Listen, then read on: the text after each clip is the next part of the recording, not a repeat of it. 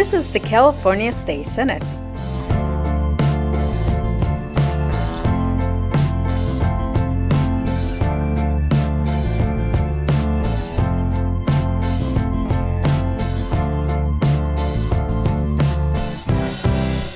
Esta es del Senado Estatal de California.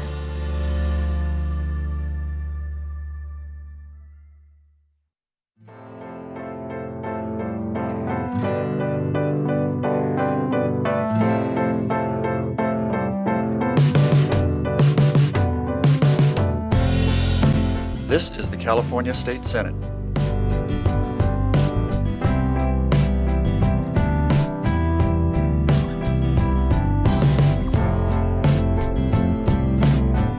This is the California State Senate.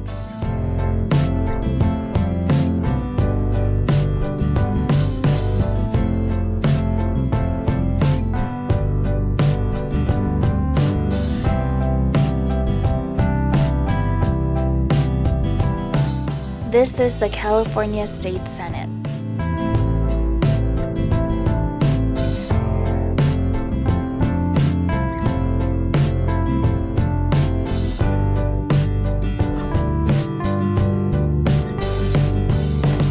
This is the California State Senate.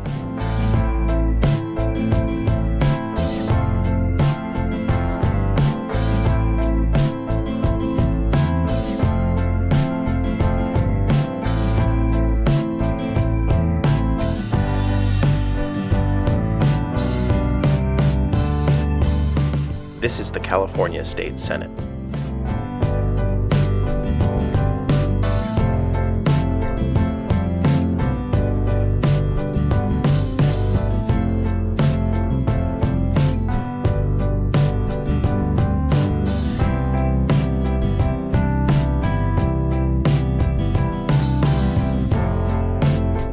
Este es el Senado Estatal de California.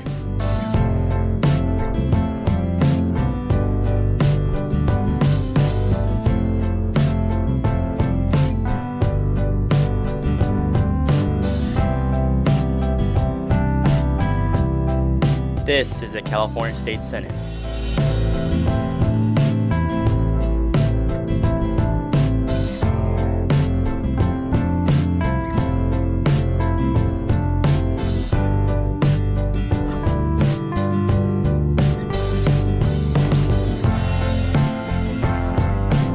This is the California State Senate.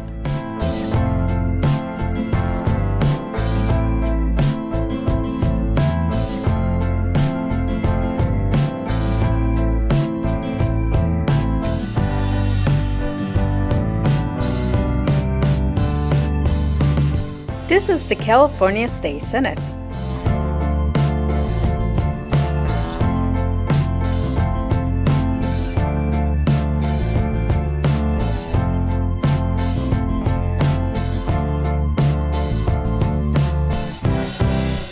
Esta es del Senado Estatal de California.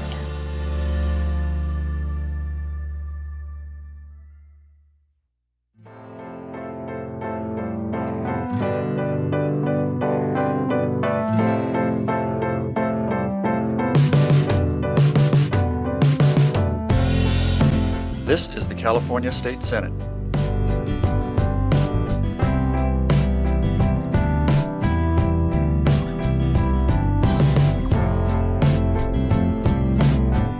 This is the California State Senate.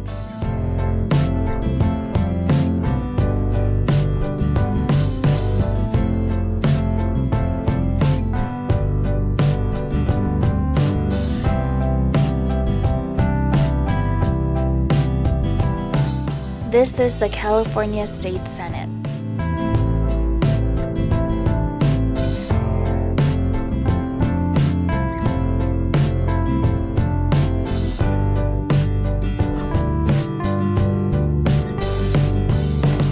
This is the California State Senate.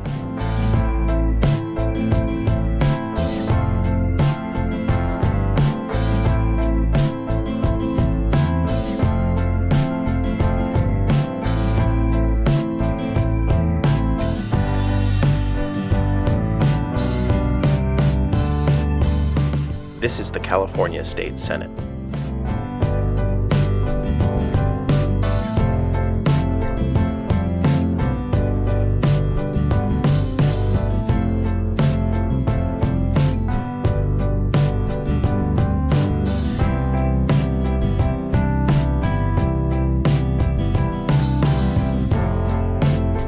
Este es el Senado Estatal de California.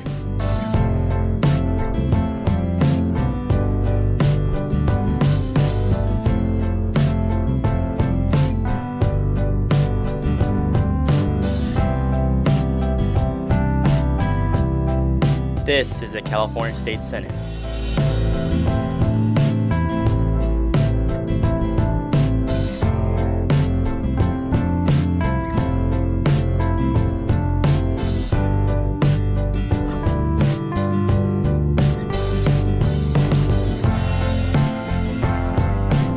This is the California State Senate.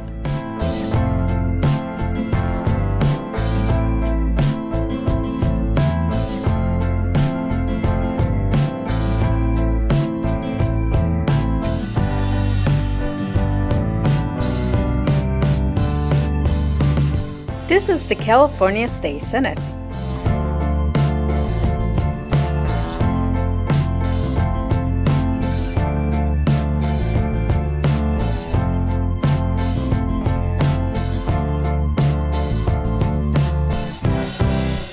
Esta es el Senado Estatal de California.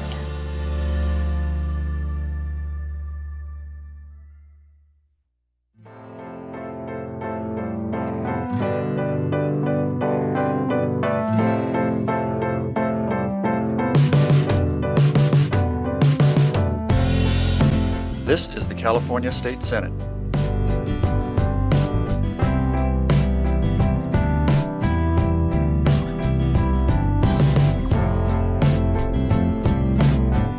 This is the California State Senate.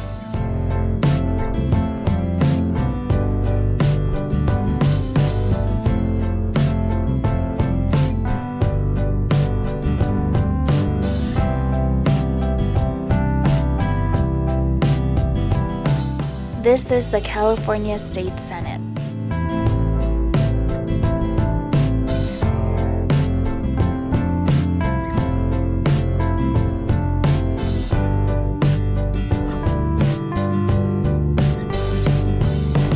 This is the California State Senate.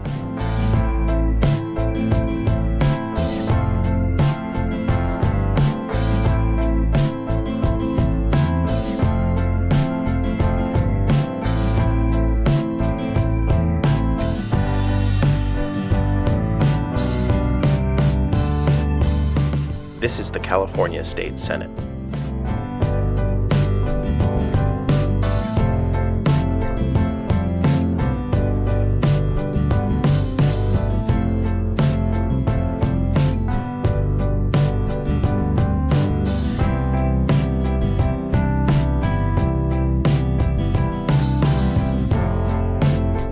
Este es el Senado Estatal de California.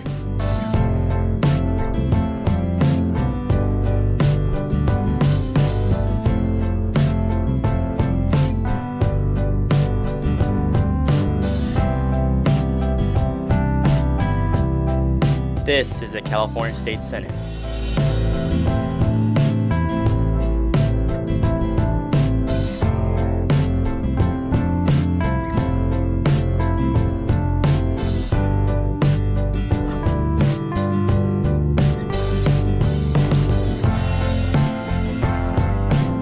This is the California State Senate.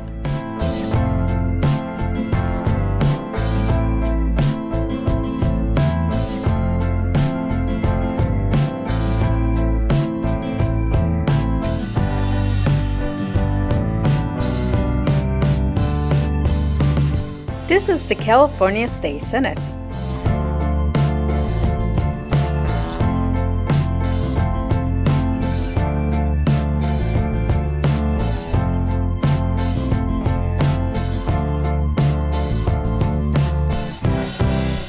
Esta es el Senado Estatal de California.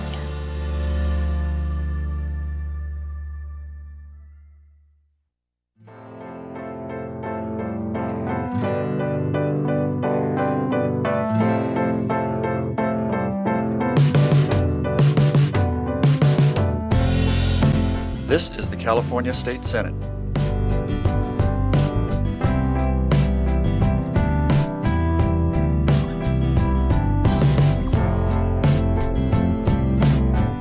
This is the California State Senate.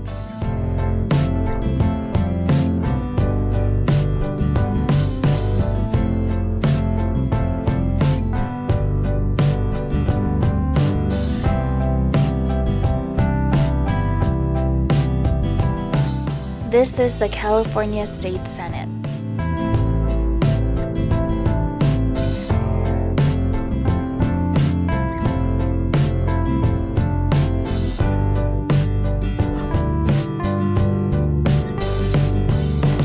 This is the California State Senate.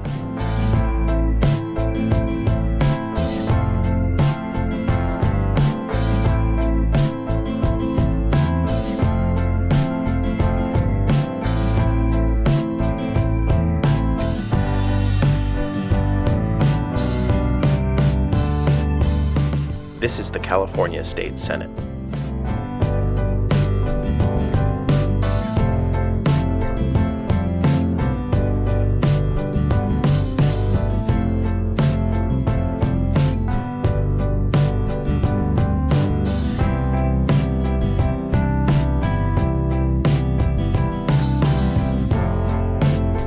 Este es el Senado Estatal de California.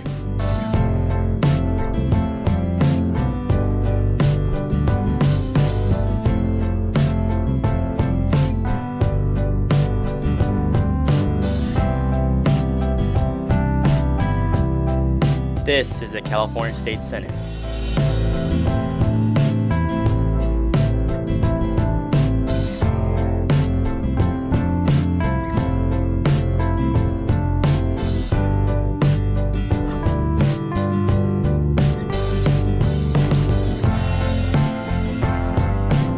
This is the California State Senate.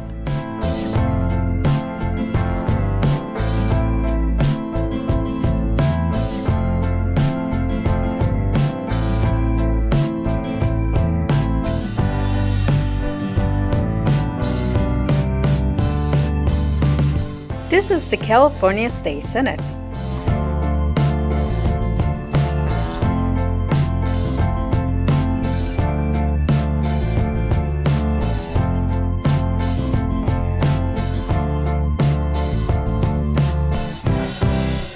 Esta es el Senado Estatal de California.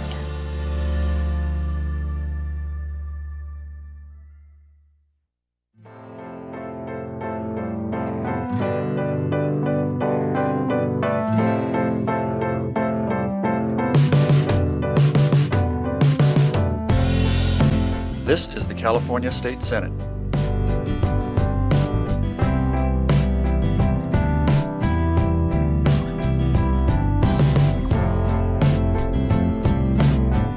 This is the California State Senate.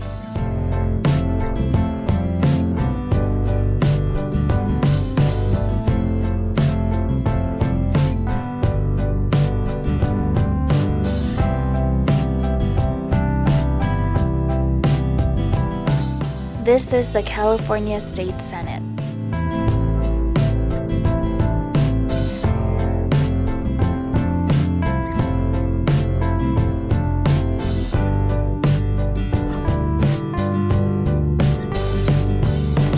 This is the California State Senate.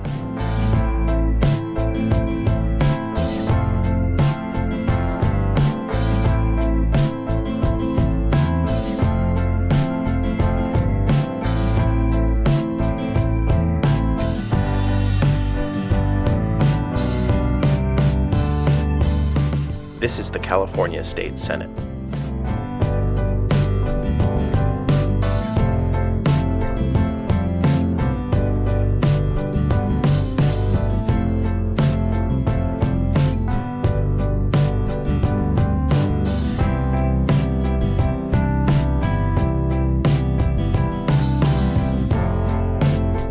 Este es el Senado Estatal de California.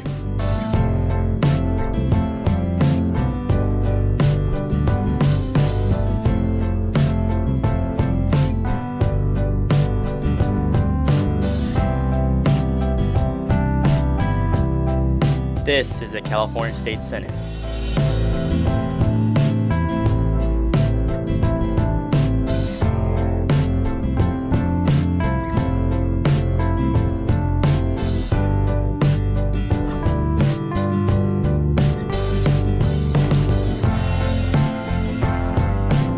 This is the California State Senate.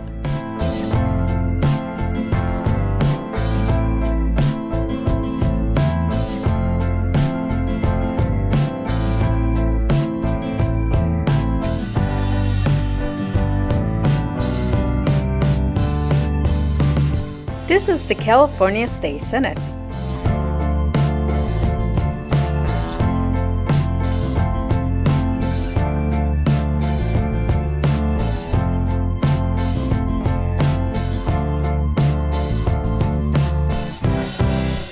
Esta es el Senado Estatal de California.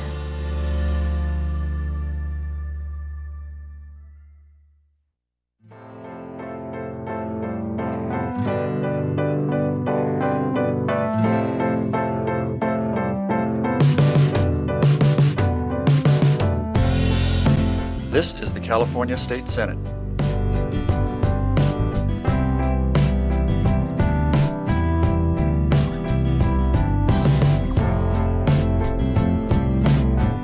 This is the California State Senate.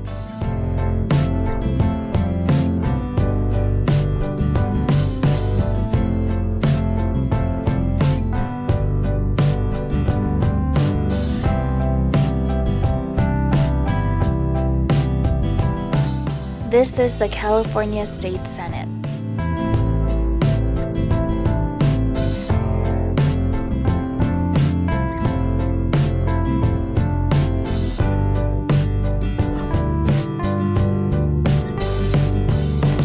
This is the California State Senate.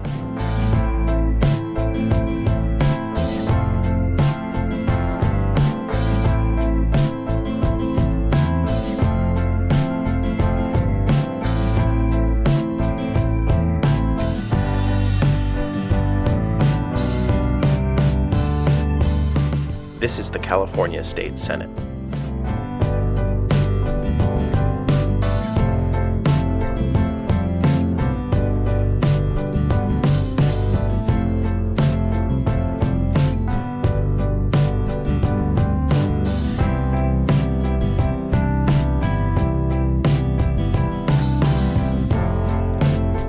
Este es el Senado Estatal de California.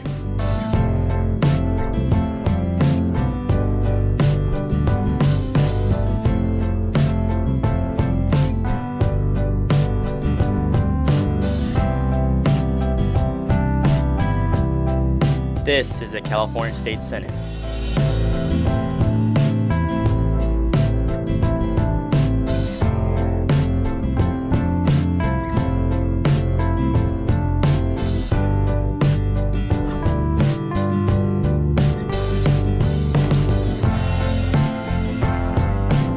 This is the California State Senate.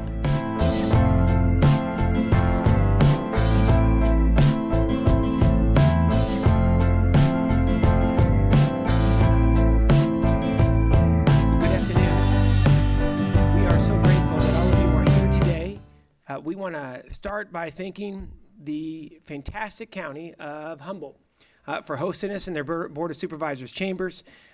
We are so grateful for the hospitality. They have been fantastic to work with here over the past few months.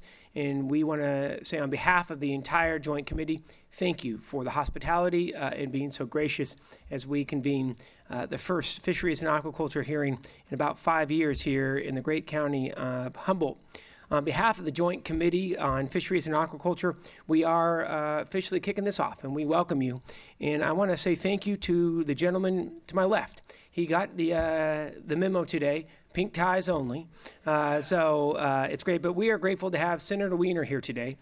Senator Wiener represents the city and county of San Francisco, along through San Mateo County. You talk about an advocate for fisheries, a longtime supervisor as well, and a recovering attorney. But we are really grateful. This is the hardest working individual in the entire state legislature, and we are so happy that you are here, and we're very grateful that you made the trip to beautiful Humboldt County.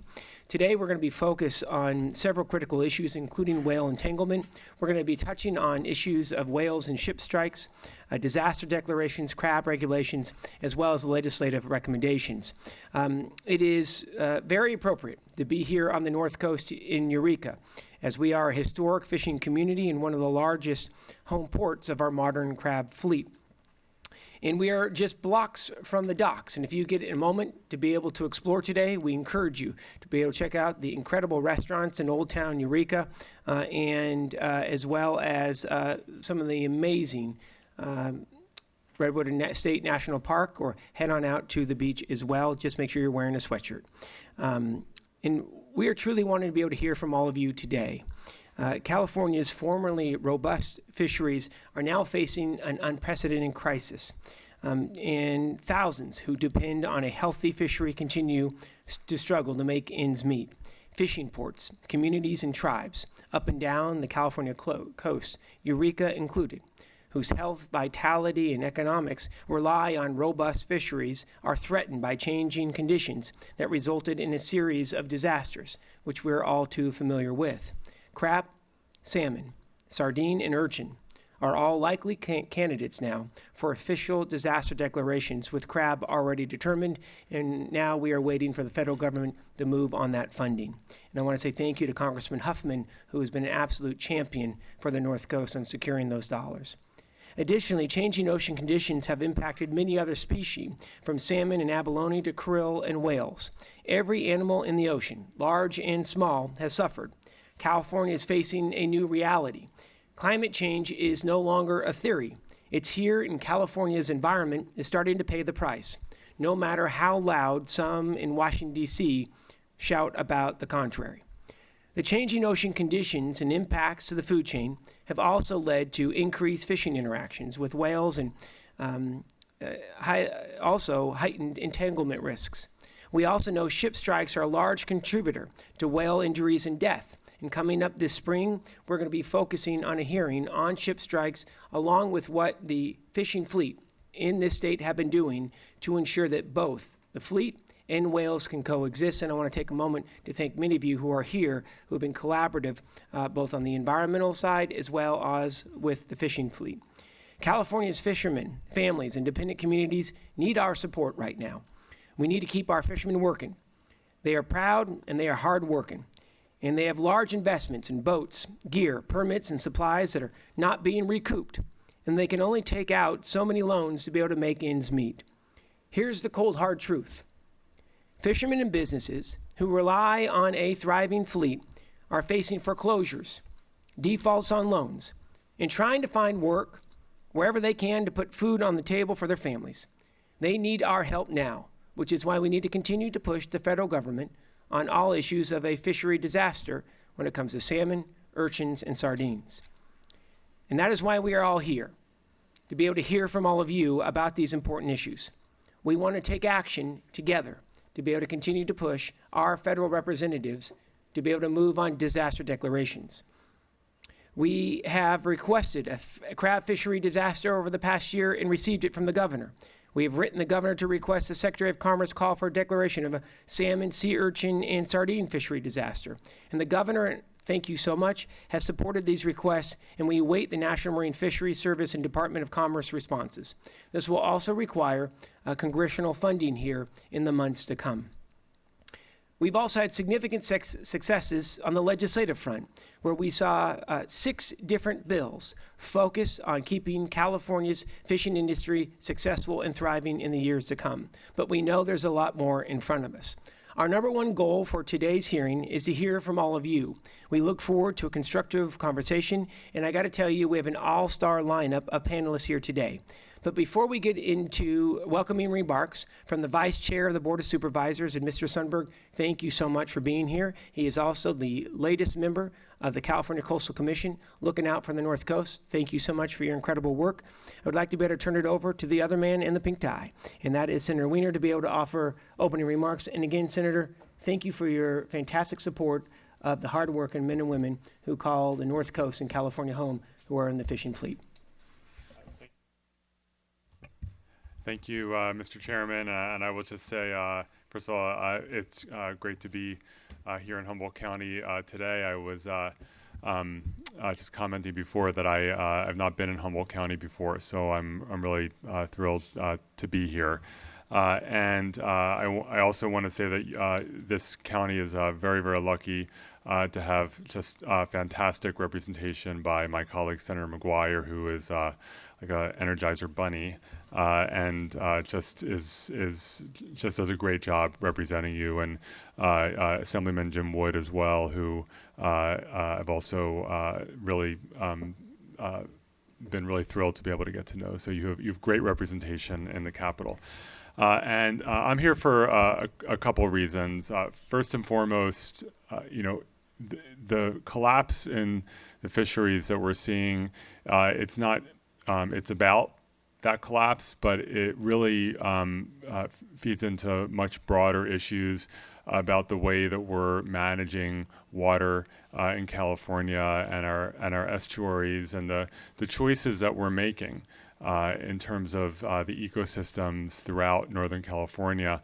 And in San Francisco, we are, of course, part of the fisheries, but San Francisco Bay, the ecosystem is in collapse. The delta, the ecosystems are in collapse, and it ties directly to some of the challenges that we're facing around salmon and other fish. But we're at risk of a mass extinction.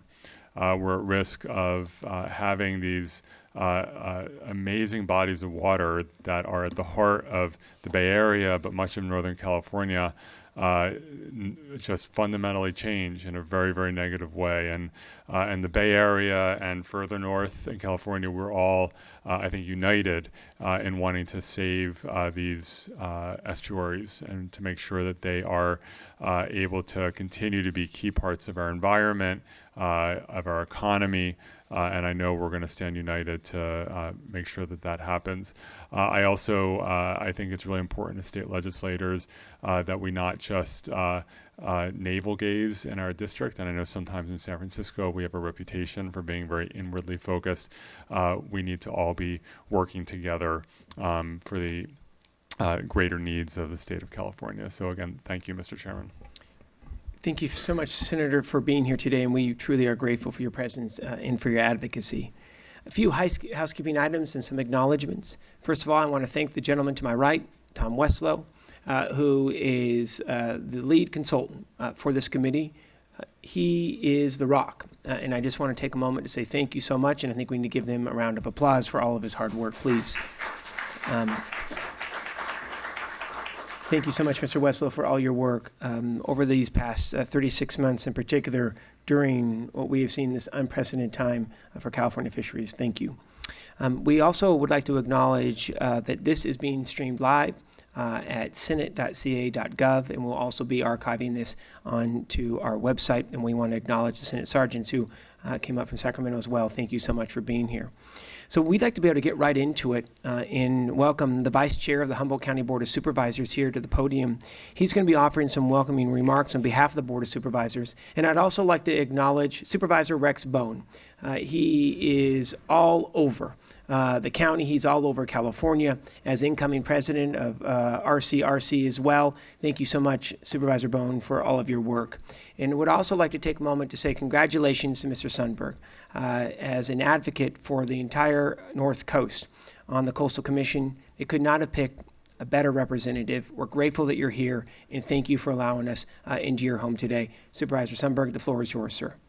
Thank you, Senator McGuire, and also want to thank you, Mr. Senator Wiener, for coming up. And I'm Ryan Sundberg, Humboldt County Board of Supervisors in the 5th District, and also Supervisor Bone from the 1st District. So we've got you bookend here to make sure you feel very welcome. And really appreciate you bringing up the Joint Committee on Fisheries, hear directly from the people of Humboldt County. And as you know, it's, fisheries used to be a lot bigger industry around here, and now we're trying to hang on to what we have and hopefully grow it in the future. And committees like yours, protecting the industry could make that happen. So we want to appreciate you very much coming up here, and I want to welcome you to Humboldt County. It's beautiful outside today. It's like this every single day, even in winter time. So, and appreciate having lunch with you today as well, getting to know you and having you come up and hearing our issues and dealing with this important issue. And I also left some gummy bears in the drawer there in case you guys get tired. There's coffee, gummy bears. You'll be good to go till about 8 o'clock. We're hitting it hard. So, yeah. There we go. So thank you very much for coming up, and welcome to Humboldt County. Thank you so much, Mr. Vice Chair. And again, thank you for allowing us to use your chambers as well. We also have someone from the hometown, Jackie Hassler-Carmison. She is the Vice President of the California Fish and Game Commission. She also is the Administrator for the Trinidad Rancheria. We are grateful for your incredible advocacy on behalf of fisheries here in California, as well as all issues related to Native Americans. Jackie, thank you for welcoming us to Humboldt County, and thank you for your service to the people of the state of California on the Fish and Game Commission. And you have been quite active as well over the past 12 months on several issues. So please, the floor is yours, ma'am. Thank you so much, Senator McGuire. It's an honor to be here. Senator Wiener, thank you so much for traveling, and special thanks as always to Tom Westlow, who is incredible. I have to echo Senator McGuire's words. Without you, a lot of things wouldn't be happening, so thank you, Tom.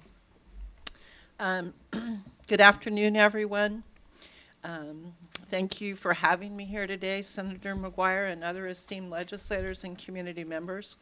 My name is Jackie Hassler-Carmison, and I serve as Vice President on the California Fish and Game Commission.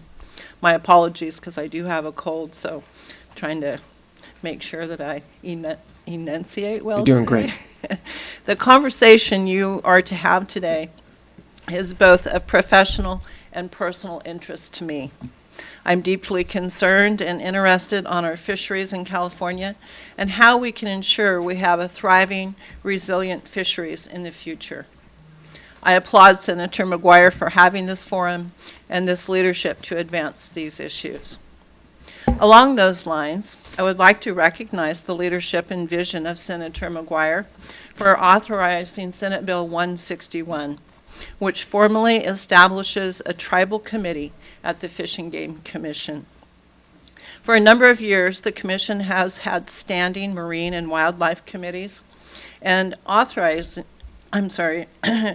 wildlife committees, and through these committees, a consistent way to shape policy and regulation. California Native Americans have never had a formal and standardized opportunity to address their unique fish and wildlife concerns. Establishing the Tribal Committee is an official way for increased tribal participation and coordination to address fish and wildlife issues of mutual concern to the state and the tribes. I would also like to thank Governor Brown for signing the bill, as well as the tribes and many others who supported this legislation. Thank you so much for that. Thank you, Madam Vice Chair.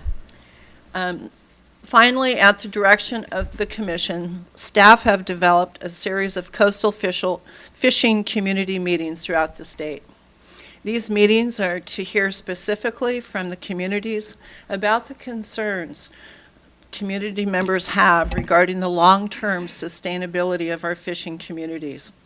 We had the first meeting in Petaluma now over a year ago, and learned from that there is a large interest as well as desperate needs throughout the state on these issues. Therefore, we directed staff to host similar meetings throughout the state. Obviously, there are different issues in San Diego than there are in Eureka or in Monterey. The idea, though, is to bring together fishermen, recreational and commercial, as well as the ports, harbors, local government, city planners, and other relevant agencies to think through long-term challenges. We have subsequently had 3 other meetings now in Smith River, Atascadero, and Ventura. There will be 2 more this year in Monterey and San Diego. There's been a really good response to those meetings. There's been great attendance, and really hearing the stories of the fishermen is just invaluable. So I encourage Tom or anyone that can get to those meetings. I think Tom was at the one in Smith River. It's just a great forum to bring forward those concerns. More coastal fishing community meetings are planned for the North Coast in 2018. You can find more out about these meetings at our website at fgc.ca.gov under our meetings page.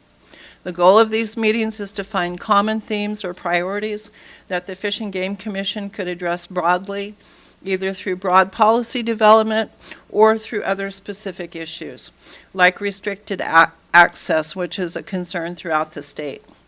Fishing communities and fishing is something the Commission prioritizes and is an area I am personally committed to in my tenure at the Commission.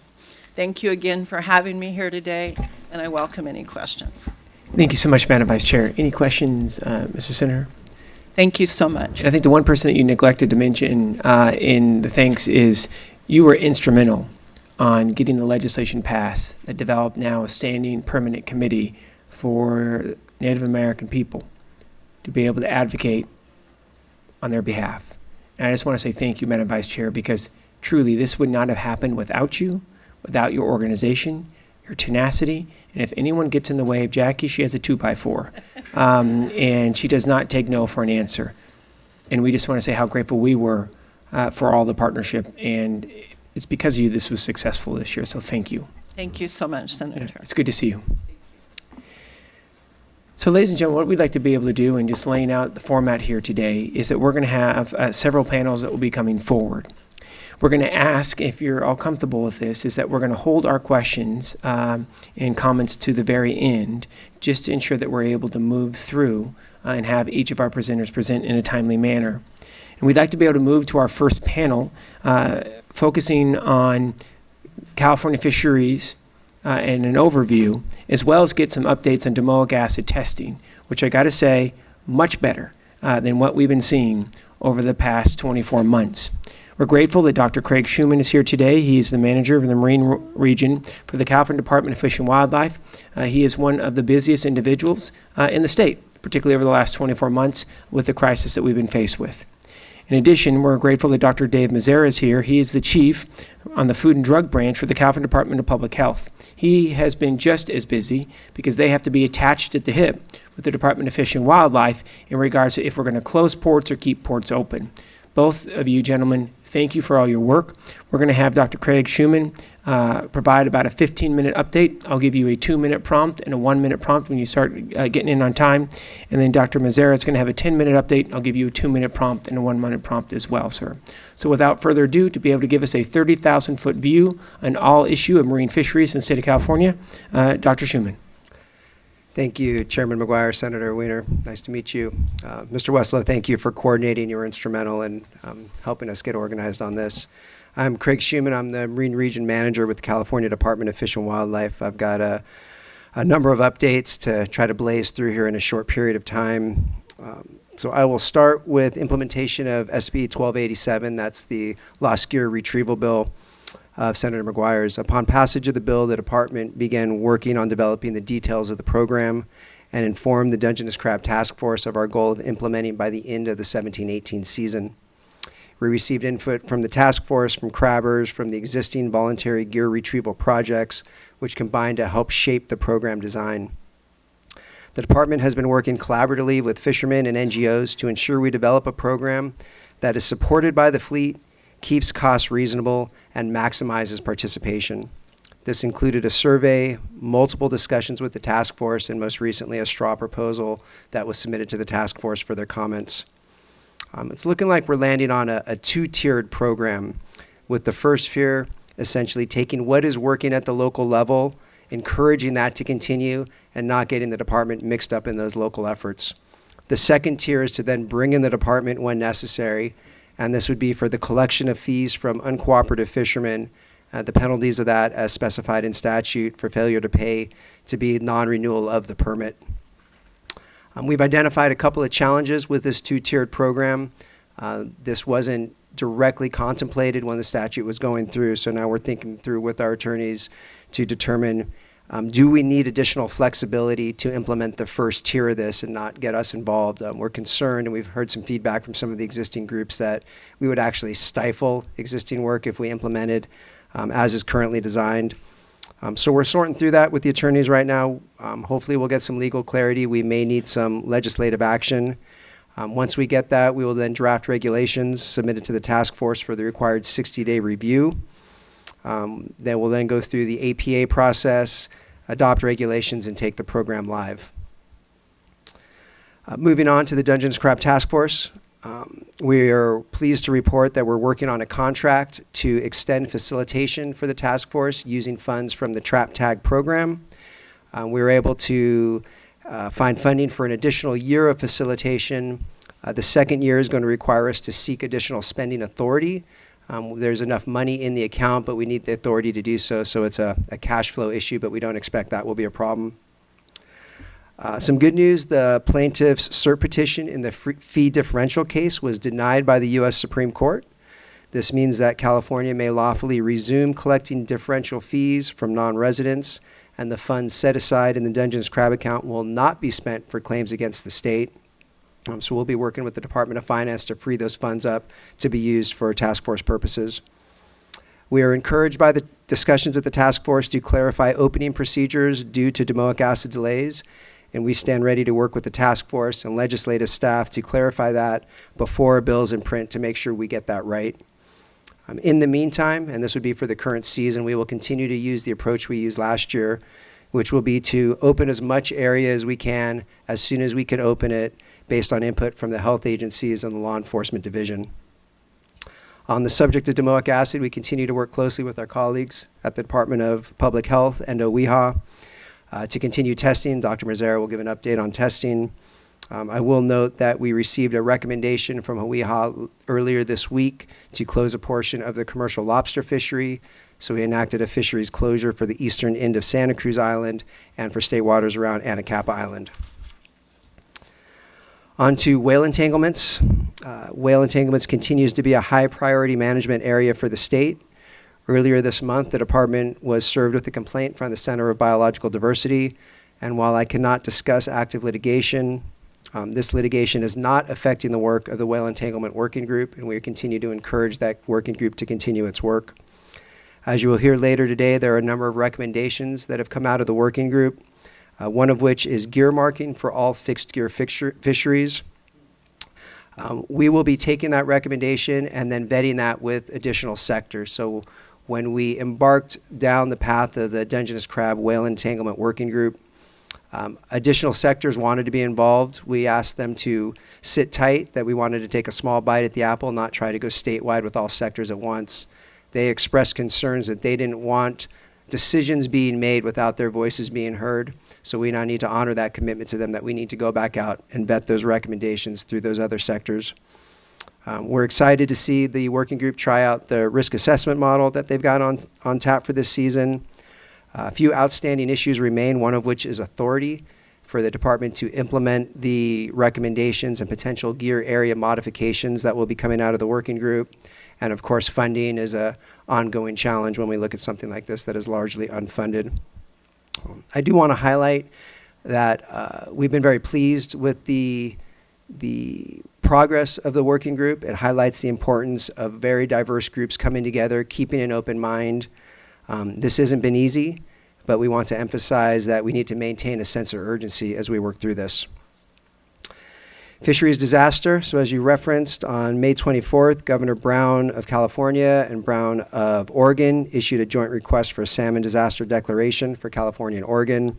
On July 24th, we received a response from Secretary of Commerce Ross acknowledging that request. We're now working with representatives from the National Marine Fisheries Service to crunch the final numbers. The recreational season is wrapping up, but the commercial season has ended. You've got some preliminary numbers in your binder.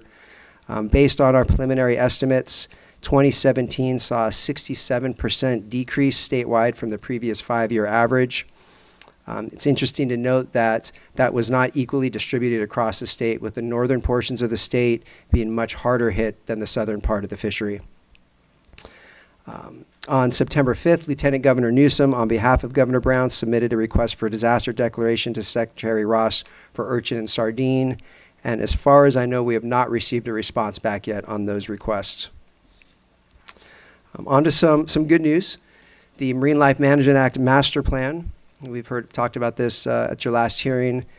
We've been working with tribes, fishermen, stakeholders, NGOs, the philanthropic community for the past 18 months to update and review the Marine Life Management Act Master Plan for Fisheries. The goal of this effort is to provide a roadmap for fisheries management into the future and develop a clear pathway that helps establish a shared set of expectations. This has been informed by a number of information gathering projects that range from climate change in fisheries to peer review to data poor assessment, stakeholder engagement. A preliminary draft is currently out for public review. The comment period closes on November 9th, and we anticipate submitting a formal draft to the Fish and Game Commission for their consideration early next year. Finally, I'd like to close on the topic of sustainable management in a changing climate and some of the changes we've seen on the North Coast over the last year and a half. The perfect storm, as we're calling it, was a convergence of an extended warm water event and a starfish virus that led to an almost complete loss of Northern California kelp forests and an explosion of purple urchins. The extended loss of kelp has led to an almost over 70% decline in commercial red urchin landings in Northern California, and the subsequent requests from the state to request a disaster declaration. The loss of kelp has also caused significant declines in abalone densities, with some locations dropping by over 80% from previous surveys. The decline in abalone densities has triggered a fishery closure recommendation under the current Abalone Recovery and Management Plan, and this will be considered by the Fish and Game Commission at their December meeting. While the warm water event has largely subsided, the high densities of purple urchins and low starfish populations will likely prevent rapid, large-scale recovery of kelp, exacerbating recovery of abalone and red urchin fisheries. So what do we do about all of this? One of the information gathering projects for the Marine Life Management Act Master Plan was specifically focused on sustainably managing fisheries in a changing climate. The results of that study, which mirrored the results of studies around the world, essentially focus on us taking a precautionary approach and increasing flexibility. This is going to be a sea change for us. Precautionary is often, but not always, associated with less opportunity, not more. And we spent the last 30 years limiting flexibility through our restricted access programs. We now have to figure out how to overcome this historical inertia and balance short-term needs with long-term goals so our fishing communities and fisheries survive and hopefully thrive under a changing climate. This isn't going to be easy. Nobody likes change. We're going to need to work together and maintain open minds and open channels of communication so we can promote economically viable fisheries and preserve California's fishing heritage. Thank you. Thank you so much, Mr. Schumann. We're going to be holding questions for just a moment from the committee, but let's turn it over to the good doctor, Mazzara, to be able to give us an update from Department of Public Health. Good afternoon, and thank you very much for inviting us today. We appreciate it. Thank you to the committee, and specifically thank you, Senators McGuire, Senator Wiener, and thank you, Mr. Wessler. We appreciate you working with us on this. My name is Dr. Dave Mazzara. As you mentioned, I am with the Department of Public Health. I am the chief of the Food and Drug Branch, where we oversee drugs, medical device, manufacturing, tobacco enforcement programs, and we also oversee the post-harvest biotoxin monitoring program for our department. I have two reasons to be here today, which you've already mentioned, one of which is to go over the data, talk a little bit about some of the things we're seeing. I also want to introduce the committee and the public to one of our key staff persons, Ms. Christina Grant. Christina, if you could just wave your hand so people know you. The particular reason I want to introduce you to her is because she is one of our key staff persons that you'll be dealing with as this is ongoing, and we're trying to figure out how to address this situation. So she's a critical point of contact for folks as we move forward on this. The order of my presentation today is going to be a little bit backwards. I'm going to first talk about the data and what we're seeing, because I think that's what most people want to see and want to talk about immediately. I'll then talk a little bit more about what's going on with advisories and some other background information related to our department.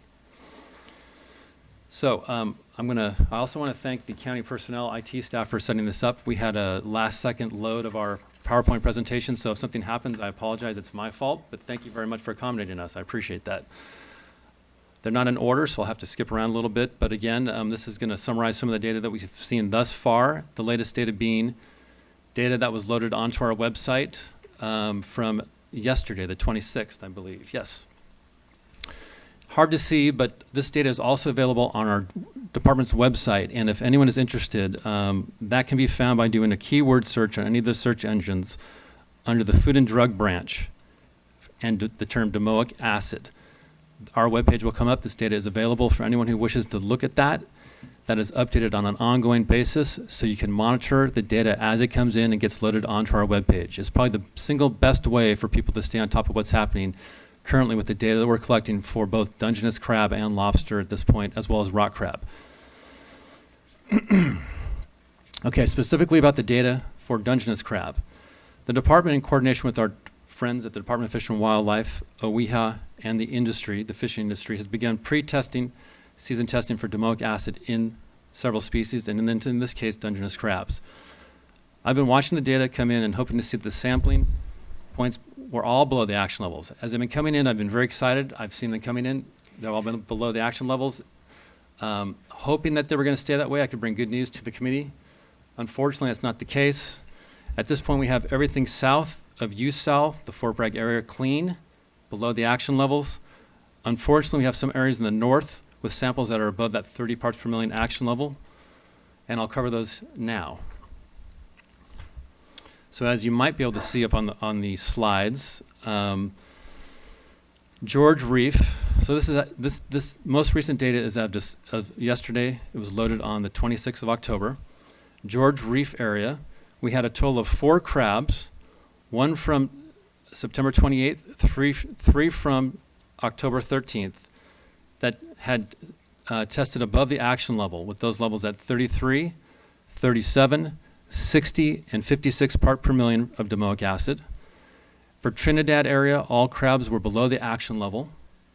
For Eel River, 2 crabs were above the action levels at 44 and 31 parts per million. That was 1 from September 29th and 1 from October 18th. I believe it's the 18th. Yes.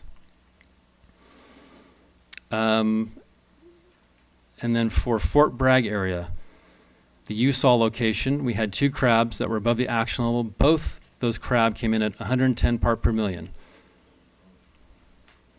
Now, from Point Arena South, that includes Point Arena, Bodega Bay, Half Moon Bay, San Francisco area, the Monterey and Morro Bay areas, all those crabs came in below the action level. So from Point Arena South, that crab testing is all clean below the action level, and those tests are completed. There will be no more preseason testing for those areas from our program. Just as a reminder, the action level set for domoic acid in crabs is 30 part per million in the internal organs, the viscera, and 20 part per million in the meat.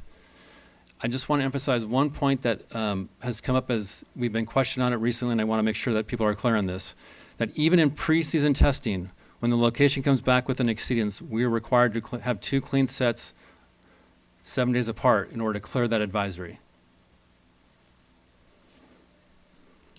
Okay, I'm going to find our second slide here so that you can see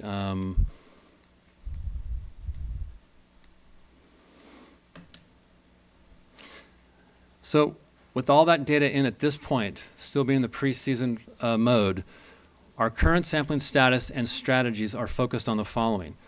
We want to focus on clearing George Reef, Eel River, and the USAL areas, as you can see in this PowerPoint. And that's where we're going to really focus our efforts with our partners, the fishing industry, our partners at the Department of Fish and Wildlife. That's where we're really focusing on, and we want to make sure that we get those samples in a timely basis based on our requirements, get those labs, our lab to run those samples and get those test results in so we can see as quickly as possible if we can get these areas to be open and free from, or not open, I apologize, to get samples that are, right, exactly. Now, switching gears briefly to lobster data. So I'm moving away from crab, looking at lobster. As of 10/24, we had lobster data that came in that had the following information. For the San Diego area, all samples were below the action level for lobster. However, for Santa Cruz Island, we had 1 sample at 730 parts per million of domoic acid.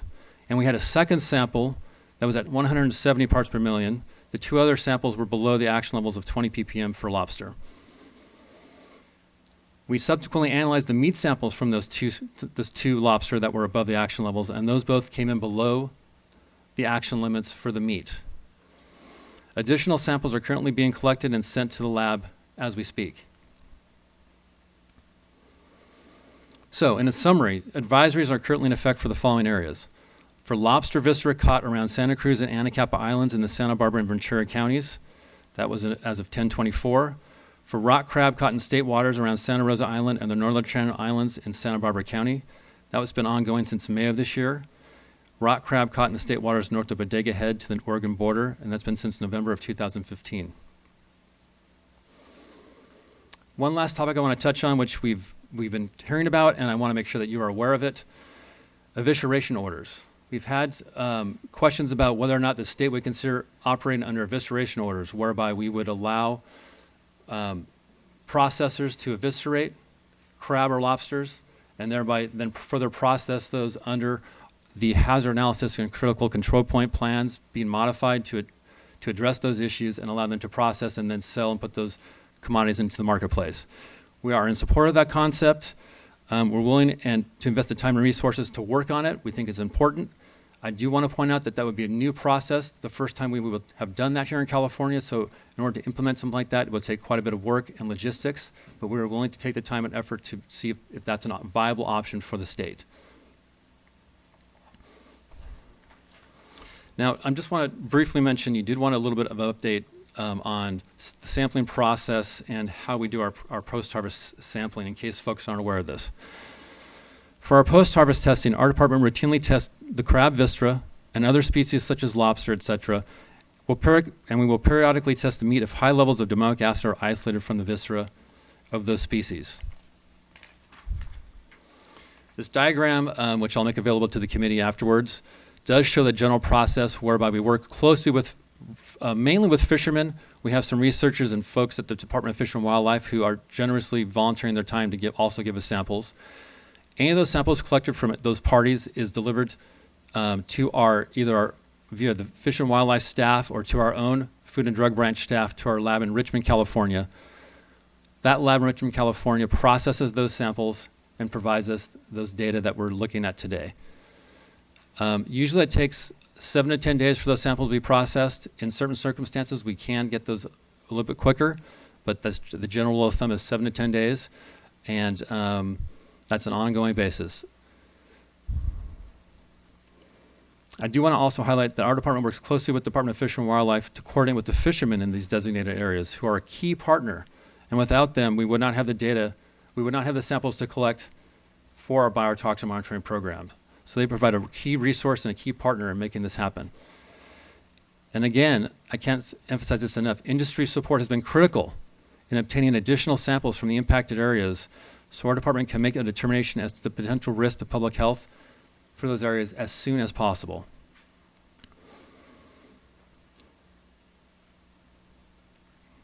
I will mention too that earlier this month we contacted the Department of Agriculture in Oregon and the Department of Fish and Wildlife for that state as well. We found out that they have announced immediate closure of all recreational crabbing on the southern Oregon coast to the California border due to elevated levels of domoic acid in those areas.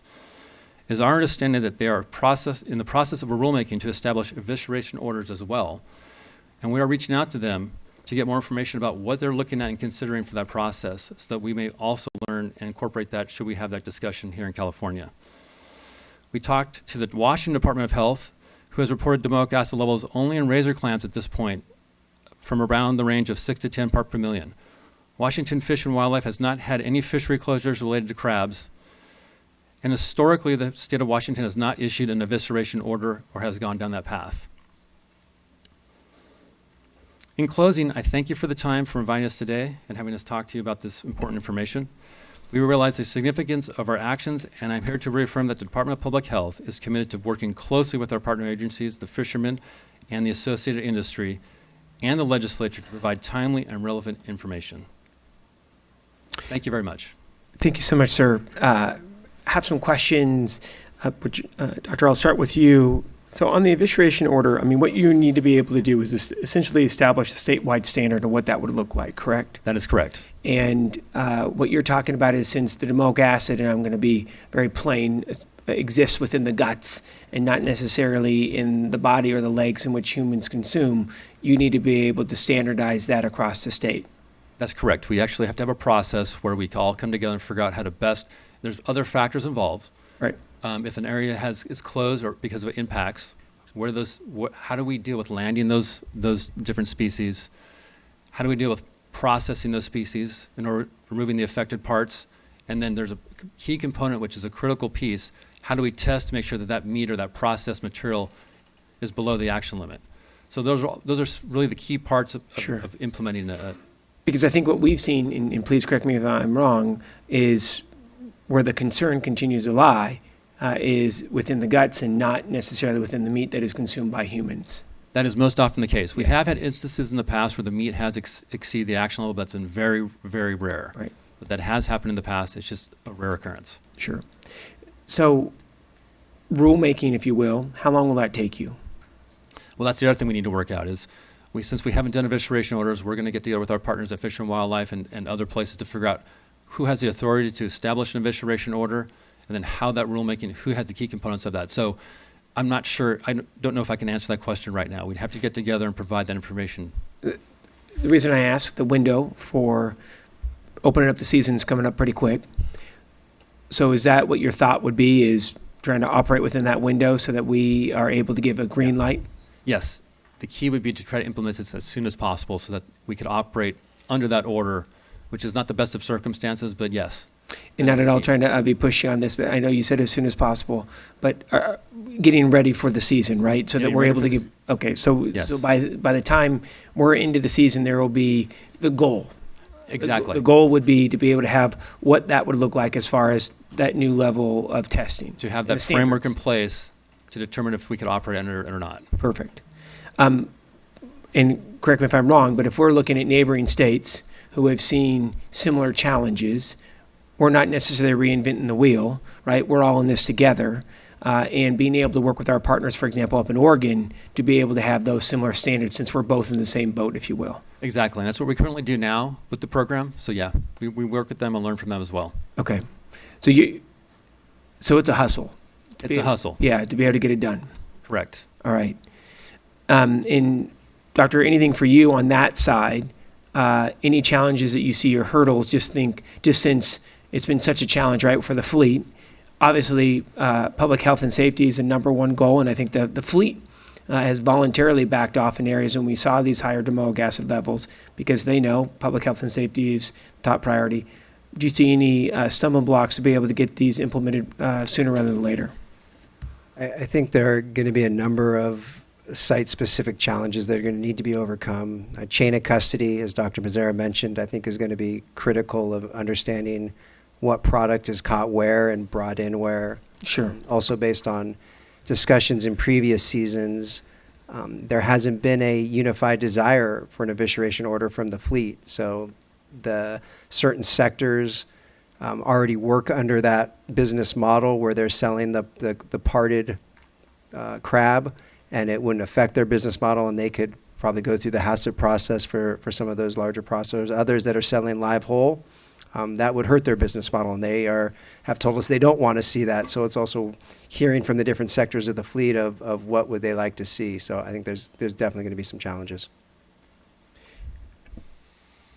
And I know that there's been active discussions in regards to the fleet as well, ensuring that the fishermen are at the table on this. And I mean, there could be some scenarios if it's not going to go too long. Again, I'm making this up at the moment. If it doesn't go too long, potential delay in the season to be able to get these done. I just throwing that out as one potential option.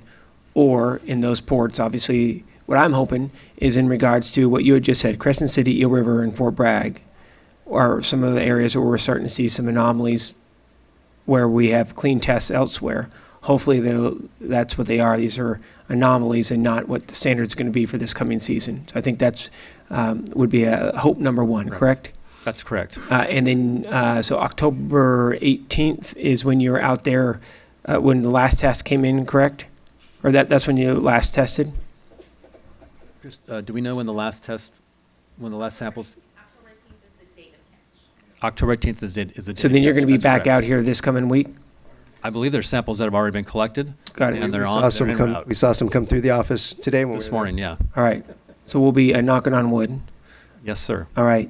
And so regardless of if these tests come back, continue to be elevated, you're still moving forward with the evisceration order so that we have that in place. That's correct. We're meeting internally and talking about all the different elements we need to consider in order to make that happen as expediently as possible. That's great. Thank you. Senator Wiener, I want to see if you have any questions on this because I'd like to be able to talk about 1287. If that's Mr. Schumann, I think on an issue of 1287 is that candidly and I'm not asking you to comment, by the way, on all issues of litigation, but with the reality that we currently have now, with that litigation, that pending litigation that's out there, one inconsistency across the state when it comes to the implementation of Senate Bill 1287, which was the crab gear retrieval bill that was signed by the governor and supported by the department. Again, thank you for all the partnership on that.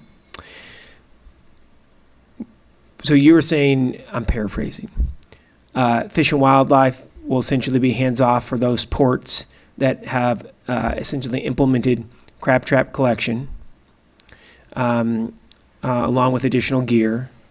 Any ports that may not have stepped up, you would most likely get involved with, correct? I think it's more that we would facilitate the voluntary program at all the ports as that first tier and help get that set up. What we've seen is that, places like Half Moon Bay, it's working really well, and we've actually seen an uptick since the legislation was signed. And we don't want to discourage that activity. It seems to be working really well. So if it's not broke, let's not fix it. Let's build upon it and try to replicate that model across the state. How many ports still need to be able to move on, I'll call it a program, to be able to get this implemented under your survey? I don't have that information in front of me. Would like to be able to follow up with you about just seeing. Sure, I can get you the specifics. If it's 60-40, 70-30 implementation, and then just so we go in eyes wide open right on this issue. So then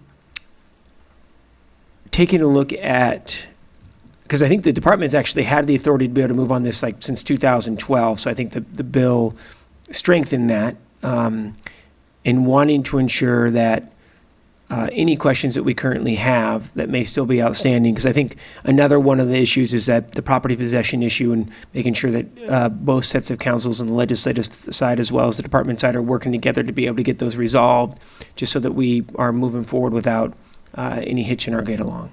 Definitely. All right. And then I think the other item is, so you hope to be fully operational, and what I mean by that is 100% ports being in compliance with the voluntary Phase A by when?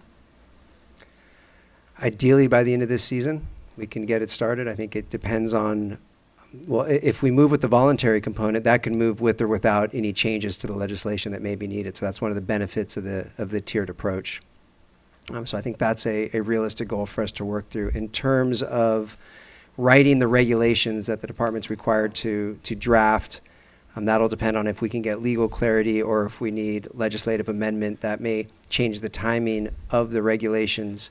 We then need to send those regulations to the task force for the required 60-day review before we can start the APA process.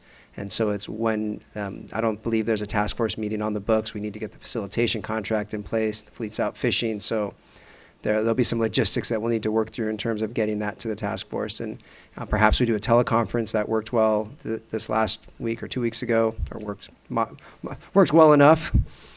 So those are certainly options that we're looking at. Okay. Because look, I think that, and I greatly appreciate the director's hard work on this as well, Director Bonham. I think that he gave us a go-live date at a previous hearing that was earlier than the end of this coming season. And so I'd like to be able to stick to where the director was originally at in coming up through mid this season to be able to get this opened up. Get this implemented. Because obviously it's critical for the fleet. And with this litigation floating out there, I think that this is a really good answer on a collaborative effort to be able to move on this issue? We can do our best. I am reluctant to commit to a date earlier than into the season. I don't want to make a promise we can't keep, but we can certainly do our best. So, because I think the issue is, and again, not at all trying to be crunchy, is that during this whole process of asking the department, were there any resources that that you all may need to be able to implement? And we've asked numerous times to ensure that we're seeing a speedy implementation on the ground. And what we had heard back is, and again, I'm paraphrasing, right? We're good. So wanting to determine where this is with a lot of competing priorities, I completely get it. But I know this is an issue that we're going to be wanting to follow up with here time and time again to be able to get an expedited implementation schedule, since we've known this has been here and now we're a year and a few months in, a year and a half, something like that. Certainly, and I think part of the process that we undertook was that vetting with the fleet to ensure that we developed a process that was supported by the fleet and encouraged and didn't hamper local efforts. And we've actually received some, I call it rather stinging feedback recently that what was originally proposed, some didn't think would work and would actually hurt existing operations. And so I think in our opinion, it's worth taking the additional time to make sure we get it right and that ultimately it'll be better for the program. Okay. Would like to be able to follow up offline on this one as well. Certainly. Comment on the task force. And since we have clear direction now with the court case being settled, which is great, not being heard on an appeal. So that $517,000 or $513,000, somewhere right in there, ballpark, know that is going to stay in the account. That would help fund the task force at its current funding level for another 3 years. And obviously that's an issue that we're going to be wanting to be able to look at this coming fiscal year, with the understanding that the director and the governor would be advancing their own recommendations. But no, that is an issue because I think they're currently at about $150,000 per year approximately in how we can potentially utilize those funds, since it's very much a valid reason to be able to go after and fund the task force. Certainly. And we've initiated discussions on our end to determine what do we need to do to unencumber those funds, and is it a letter to finance or how that works. And we've got our admin folks and attorneys are looking into that. Yeah, I think I thought that when we talked to Department of Finance, there's a timeline where it just goes back, reverts back into the account, and I forget what that timeline is from the Department of Finance, but is it 12 months or something like that? I don't recall offhand, and now that we've got that rejection of the appeal, that helps our case to get those funds active again. Absolutely. Senator, any items that you'd like to be able to advance? Thank you. So there are two follow-up items from this panel that would like to be able to advance. One is an offline conversation on 1287 implementation with the good doctor. And then the second item would be, as this makes its way through, and I think looking at budget sub in the process, I know that not on this committee, but in the budget subcommittee process, I know, since sit on that's an issue that can be very focused in on and how we can advance that. And I appreciate the collaboration on that. And I'd like to follow up on the $517,000. And again, good news from the department as well. Gentlemen, anything else that you would like to be able to add for the good of the order before we go to our next panel? No, thank you.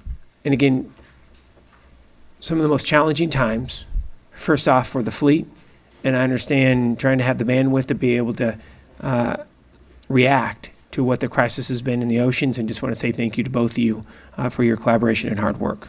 And we're grateful that both of you are here today. Thank you. Thank you so much.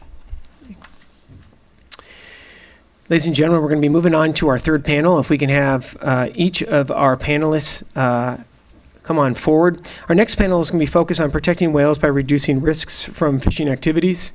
Again, first thing this spring, we're actually going to be hosting a fisheries and aquaculture hearing on all issues of whales, because I think that we're making some pretty significant progress in regards to the fleet and gear retrieval.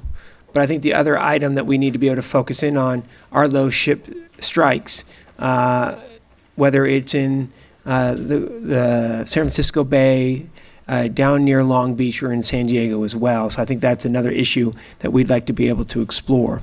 On this next panel, we have Dr. Craig Schumann. Mr. Schumann is back, and he is going to be focusing on the department's perspective on this.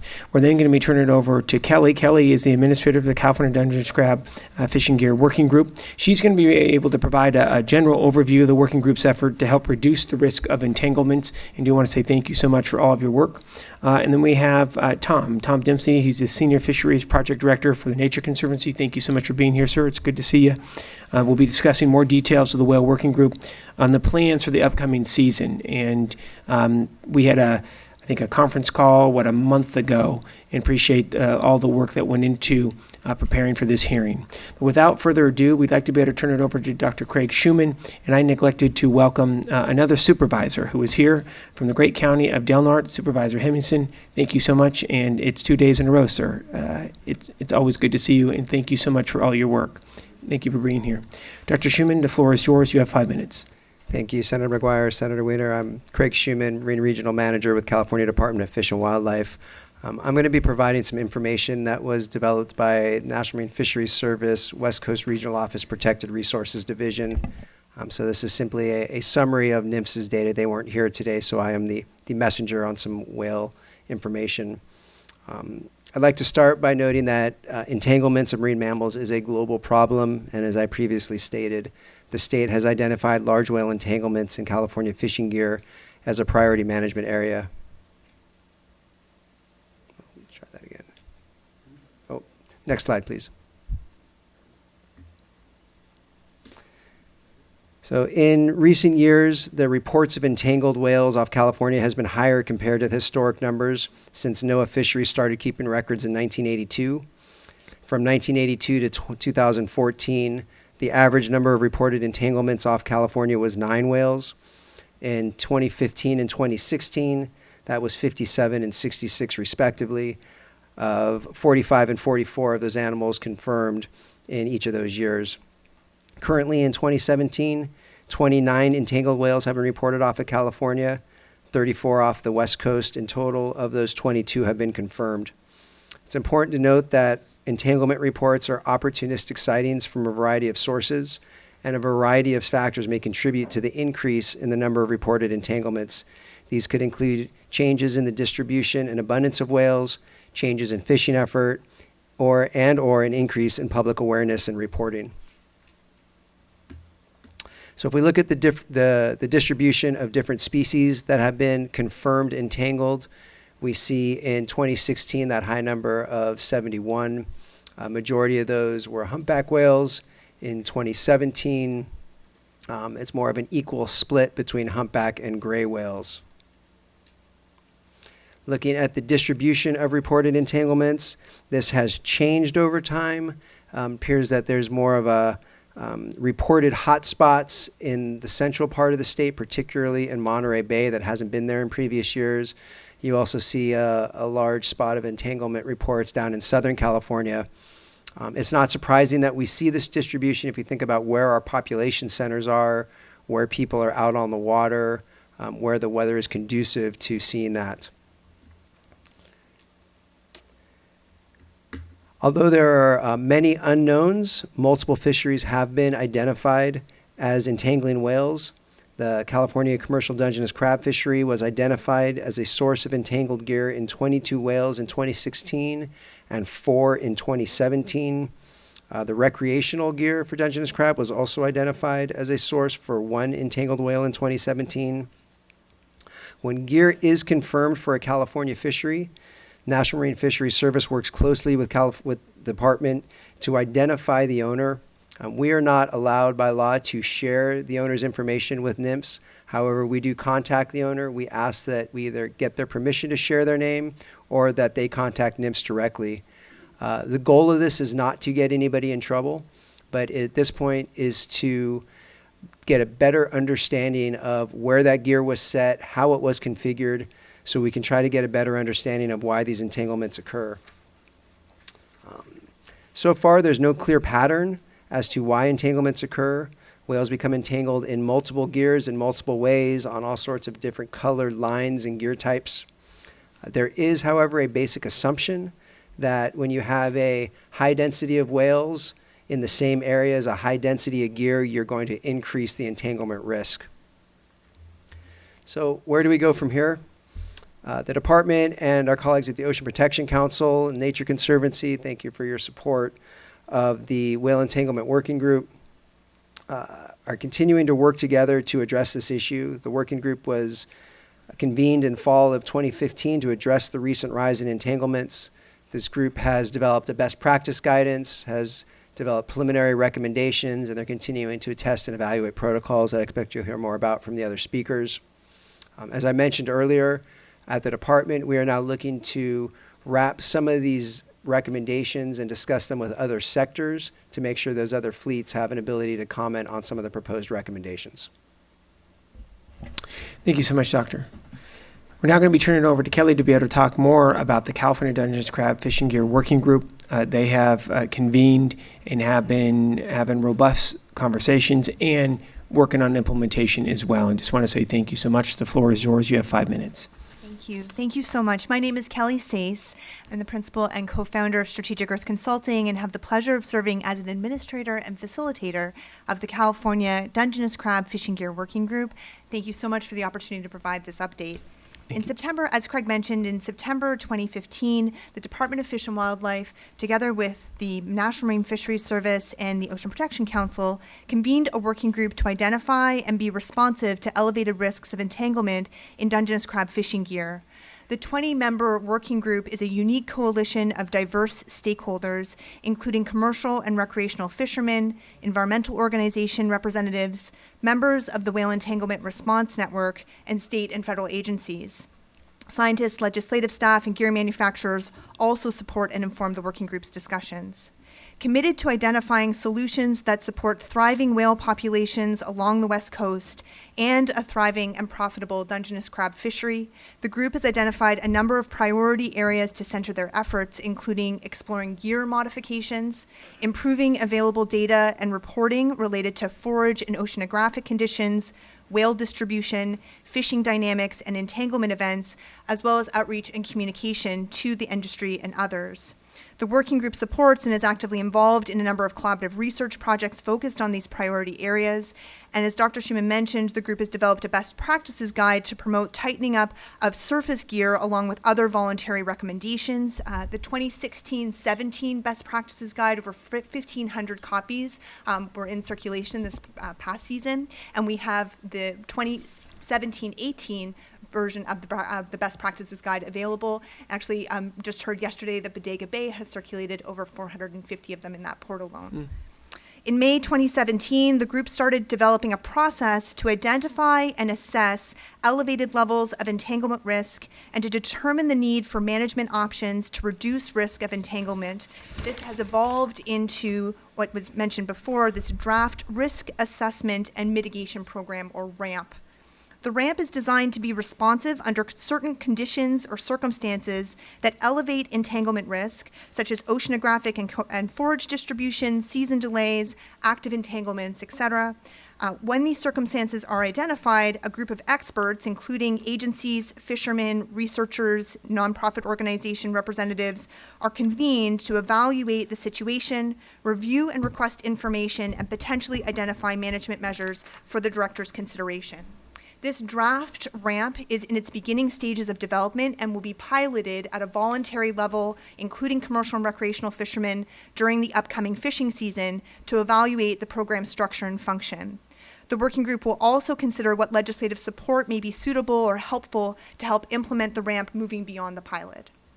Commercial and recreational fishermen are invited to review the draft RAMP approach and provide ideas on how to assess risk, considerations for possible management measures, and suggestions related to new technologies. And the working group plans to hold some meetings at local ports in an effort to share information with the fleet and address questions and integrate feedback that we hear. Information learned during the pilot phase will be shared with the Joint Committee on Fisheries and Aquaculture, the Department, NIMFS, OPC, the Fish and Game Commission, and the Dungeness Crab Task Force, anticipated for summer to fall 2018. As was mentioned, a number of recommendations have been developed by the working group. The first, in an effort to address the significant number of unknown gear types involved in entanglements, the working group has recommended that the department and the Pacific Fisheries Management Council work with other fixed gear fisheries and fisheries known to be involved in whale entanglements to establish standardized gear markings on surface gear. Additionally, the working group will forward this additional recommendation to the department and the legislature, encouraging the state to secure long-term funding to support ramp implementation. The working group continues to be committed to addressing this urgent issue and working in partnership with the department, the legislature, NIMFS, OPC, and the Dungeness Crab Task Force to provide recommendations to reduce entanglement risk. During its recent meeting, the Dungeness Crab Task Force expressed full support of the working group's efforts to date, including the draft ramp and gear markings recommendation. The DCTF confirmed that ports will continue to support their representatives' active participation on the working group. A summary of the working group's recommendations and plans for the upcoming season will be submitted to the legislature in the coming weeks. And for more information about the working group, you're more than welcome to email us at info@cawhalegroup.com. That's info@cawhalegroup.com, or visit the working group's webpage on the OPC's site. And I do have a number of materials here. I was thinking I could slide them in with the cookies to be incentive for folks to take a look at, and we'll do that following our panel discussion. Thank you. All right. Thank you so much. Thank you. It's good to see you. Tom, thank you so much for being here. And I do want to take a moment to say thank you to the Nature Conservancy. You've all stepped up. And when I say you've all, in particular, Tom, yourself, on behalf of the organization, have been plowing an enormous amount of hours on this. Really great work. Thank you so much. Thank you, Chairman. Mr. Chairman, Senator Wiener, thanks very much for the opportunity to speak here today. Again, my name is Tom Dempsey. I'm with the Nature Conservancy. I lead our fisheries reform projects here in California. And what we try to focus on is building solutions for healthy oceans and thriving fisheries. I'm really proud to represent this working group today. There are several other working group members here in the room. From the outset, we've all been very aware that absolutely every Californian wants to see healthy whale populations, that these entanglements are a real problem, and I think this working group from day one has tackled this issue with urgency and focus and commitment. And you can absolutely imagine that a whole bunch of NGOs and managers and commercial fishermen sitting in a room talking about a very sensitive and important issue can get heated, and we can disagree quite a bit. But this group has hung together and moved past those conversations and worked through a lot of those challenges. So I'm really proud to represent that work here today. I don't want to repeat too much of what Kelly outlined, but I did want to say that I think this approach of convening a multi-stakeholder group like this is the model for how we need to deal with urgent conservation and management issues moving forward. We have an old status quo model where we sort of all go into our silos and sometimes throw rocks at each other, and this has been a lot more productive as a process, so hopefully this can be modeled moving forward elsewhere. I think early on we came to a couple key realizations as a working group. First, that there are no silver bullet solutions. Whale entanglement as an issue is not new. It's a global issue. Other regions, other fisheries have been dealing with this for a long time. There's no simple solution. We're going to be dealing with this and addressing this for a long time moving forward, and we're going to need to do it with a comprehensive approach. Our second realization is we really needed a lot more information. We needed more information about the dynamics of the crab fleet, whale distribution, and the drivers of annual elevations in risk. And a lot of those things we just didn't know when we started our work. And finally, we realized even before the convening, really the driver from this is we needed Dungeness crab leaders in that fleet to help tackle this both in the near term and in the long term. And they have stepped up, and they've been instrumental in helping to fill some of the information gaps and test and pilot some of these solutions. So in terms of the progress, Kelly alluded to a number of things we've been working on. The best practices guide with the idea that reducing the line profile in the water would actually reduce the risk that a whale will get hung up in that, and that's been a great success and really informed by the pragmatic input from fishermen on the board, on the working group. Collaborative research, ecological research, looking at ecosystem drivers of risk, from warm water to forage patterns, driving changes in whale distributions. Collaborative research into the dynamics of the fishery. We're using some new tools to track how the fishery moves around in time and space over the course of the season, modeling whale distribution, and then some gear research as well. One other thing I did want to highlight is there's two key aspects for how you address this issue, and the vast majority of our time is, I think, appropriately spent in reducing the risks of entanglement. But there's the other side of that equation is how do we more effectively get entangled whales the help that they need to free them of that gear. And one of the suggestions of the working group, one of the priorities that we have been working on is ensuring that commercial and recreational fishermen who are on the water every day where these interactions do happen are trained to play a bigger role in the disentanglement response. So to date, we've run a handful of trainings. We're still moving up and down the coast doing trainings for disentanglement, first responder trainings for commercial and recreational fishermen. These are NOAA-led trainings, but we have trained up over 150 commercial and recreational fishermen here in the state to be able to appropriately document an entanglement and initiate that higher level response from the folks that are actually permitted to go out and get the gear off these whales. So a critical foundational piece in how we build a more effective response and help these whales get that gear off.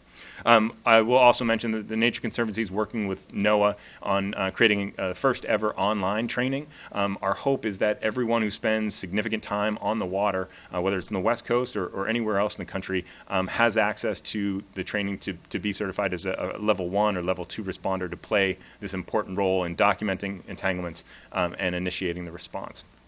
And that should happen here in the next few months. We're really happy as a working group about the pilot. Again, it's an early stage. It's a concept, but I think it's a very promising one to have an adaptive risk management framework that takes in multiple streams of information and guides, through a collaborative process, guides recommendations on mitigating steps. I think that is a really promising development. We look forward to learning a lot and sharing those lessons out as we test this year. I just wanted to close and reiterating some of the recommendations. The gear marking issues come up. Both Craig and Kelly referenced it. Absolutely critical. Driving down the number of unknowns in those pie charts is the first step in smart decisions on how we allocate and prioritize where we need to actually fix these issues and where we need to take steps. So that is a really key part, and I know it's everything in fisheries management is complicated, and we need to navigate how best to do that, but I think doing that and ensuring that we get that information when entanglements do occur to inform how we can reduce them in the future is critical. Give about 1 minute, sir. The next piece is funding, mid and long term. As I said at the outset, this is going to be something that our fisheries in California is dealing with from here forward. So we're going to need the durable, adequate funding in place to implement the ramp if that continues forward, and related activities, research and others. Finally, in the process of this year, the Whale Working Group is committed to exploring what, if any, authority is going to be needed to implement this model moving forward, and we look forward to being in touch with Tom, who's been so engaged with our group and this committee as we get clearer on that. So thank you so much for your support. Thank you so much. Senator Weiner. Great. Thank you. This is I know it's a really hard and a complicated issue, and I think for a lot of us who are advocates for biodiversity and for all creatures great and small, I think it's a really emotional one, as we almost wiped whales off the face of the planet, and they're finally having a rebound. And I think for so many people it's so especially with everything happening with climate change and the environment now that's negative, seeing this positive, that we actually have rebounding populations. And I think it's a real, it's uplifting for a lot of people. And so it's obviously troubling when we see an increase in these whale entanglements. And I really want to thank everyone, including the industry, for working together to try to reduce it. So two things that you mentioned that I wanted to ask about, I want to follow up on. In terms of comparing how we're doing to other parts of the world that have both robust whale populations and a robust fishery or fishing industry, how are we doing in comparison? And if you could comment on that. I think we are later to the game, frankly, and that was because of low entanglements for a number of reasons with regards to the dynamics of whales, the timing of the migrations along our coast, and the dynamics of some of our flagship fisheries here. So entanglements have happened, but they haven't happened at the rates that we had seen over the last few years. Places like New England and the Mid-Atlantic have been dealing with this for a long time, and a lot of the priority issues out there are with regards to the right whales, which are critically endangered, and fixed gear fisheries. So they've been at this a lot longer, but I think in terms of this group's work, I think our learning curve is a lot steeper right now. Because I think some of the thoughtful early research in terms of understanding what the actual risks are, and this collaborative and pragmatic approach. So I won't say that we're there yet, but I think we're taking really big steps in a short period of time. Yeah, I'm not saying this out of criticism. It's a newer challenge here, but are there areas of the world that are doing a really fantastic job that we can aspire to? In other words, is there a light at the end of the tunnel? I could look into that in a broader way. I'm not aware of anyone. These are context-specific challenges, and so I know there are places that have healthy whale populations and healthy, thriving fisheries. So I am confident that we can achieve both those things. Those aren't mutually exclusive, and we're working towards that. In terms of that sort of gold standard model, nothing comes out right to the top of mind, and I think in part because we're all, the global community is getting more sophisticated in our understanding of how these things actually happen. They are thankfully often rare events, but that makes it more difficult to understand and where the trends and patterns are and where the interventions are that can actually reduce risks. So I think as a global community, we're learning a lot about what the drivers are for these events and how to avoid them.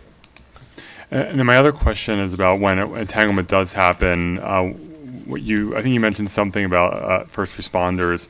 It seems really challenging when you have, like, a blue whale, the largest animal in history, to somehow, it's not like a smaller animal where maybe you can wrangle them a little bit and get the net off. I mean, this is a huge animal. How do you do that? How do you disentangle them? That's a fantastic question, and what I will say is that I often compare this response team to sort of the equivalent in the medical side. So level 1 trained responders are sort of your wilderness EMTs or your community CPR volunteers.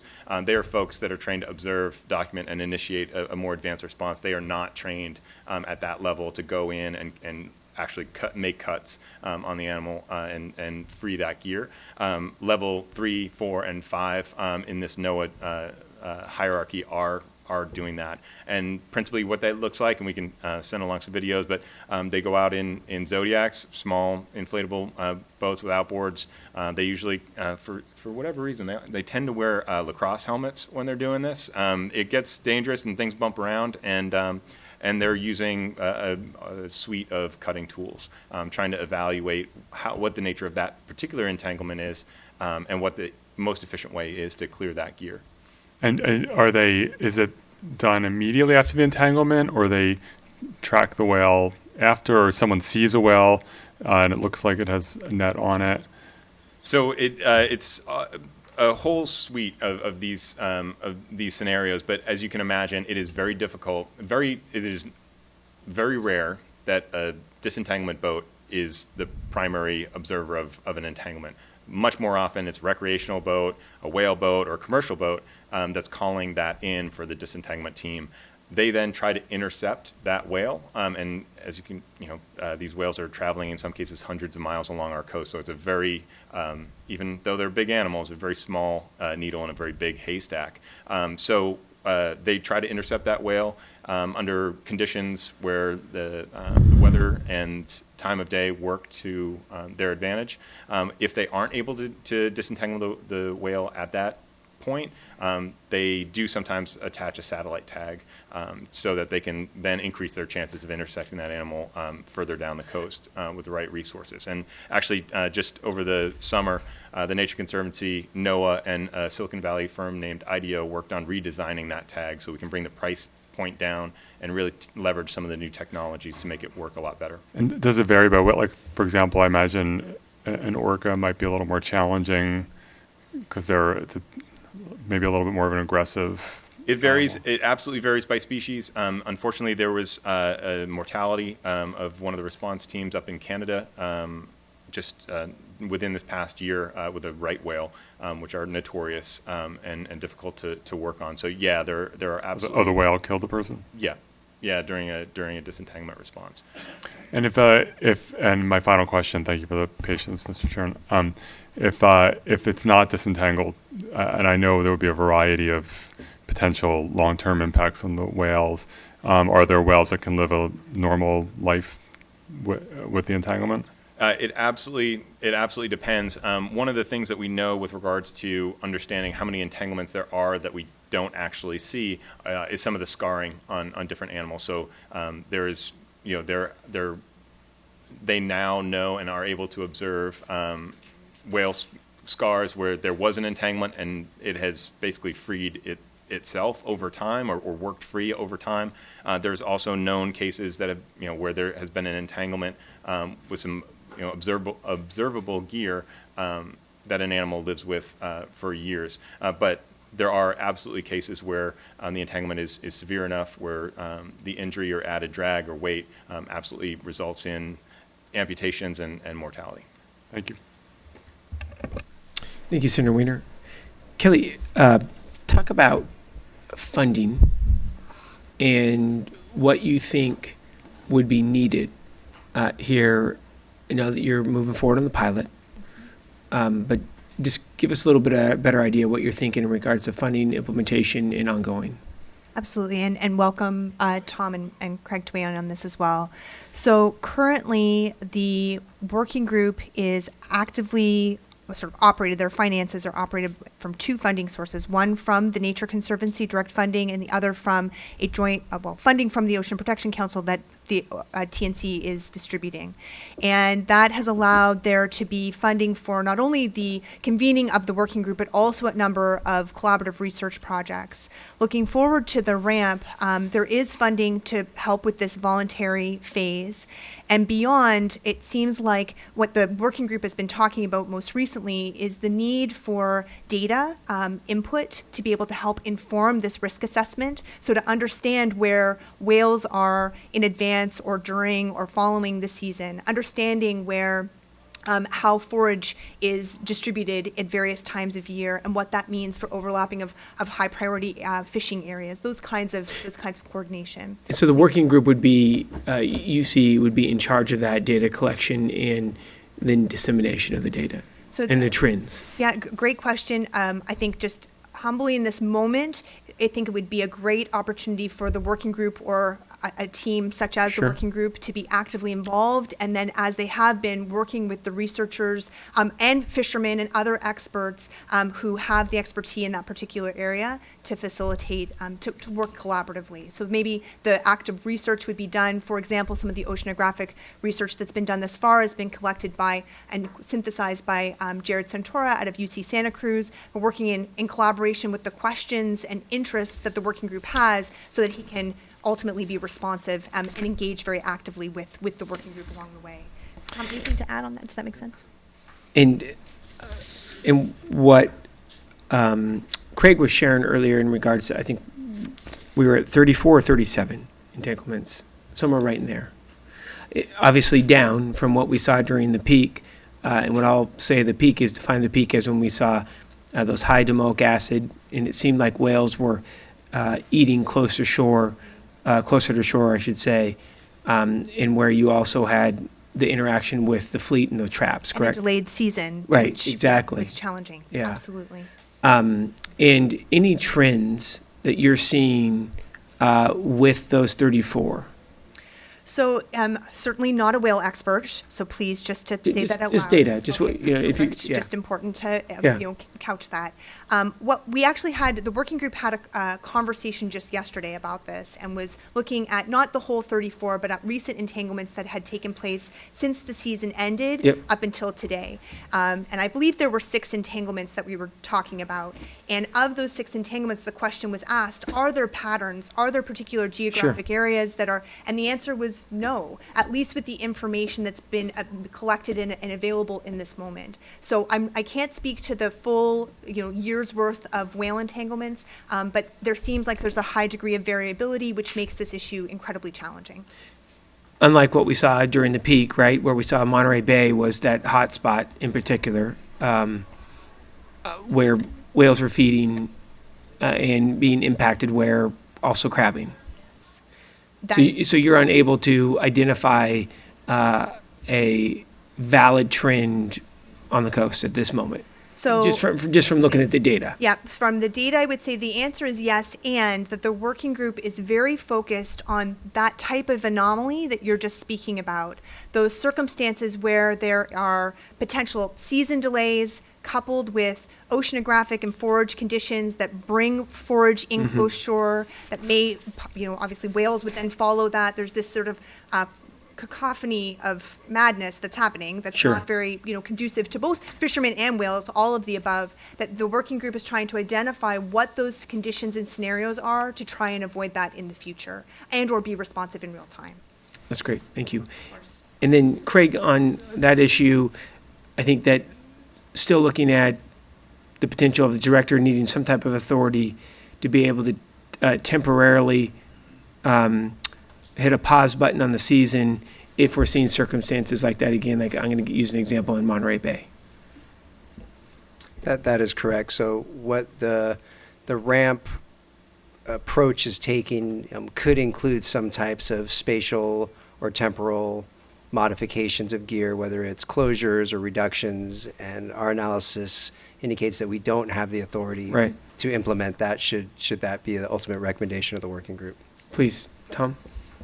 Just to follow up on that, well, 2 parts. First, in that call yesterday, I think the good news is that, and the factors that had the information in hand to evaluate for this upcoming season, we have no reason to believe we have, at this point, have greater than normal risk of entanglement. So that is good news. We're still waiting on some whale distribution information to look at the kinds of interactions that you're talking about, but we're going to be evaluating that in real time. But what I want to just step back with, I think it's important the authority discussion. Where we are is trying to get to almost a stoplight system where you have a low level of risk. We're always going to be working on best practices, lost gear recovery, and the disentanglement trainings. That's just going to be the new normal, I think, for this fishery moving forward.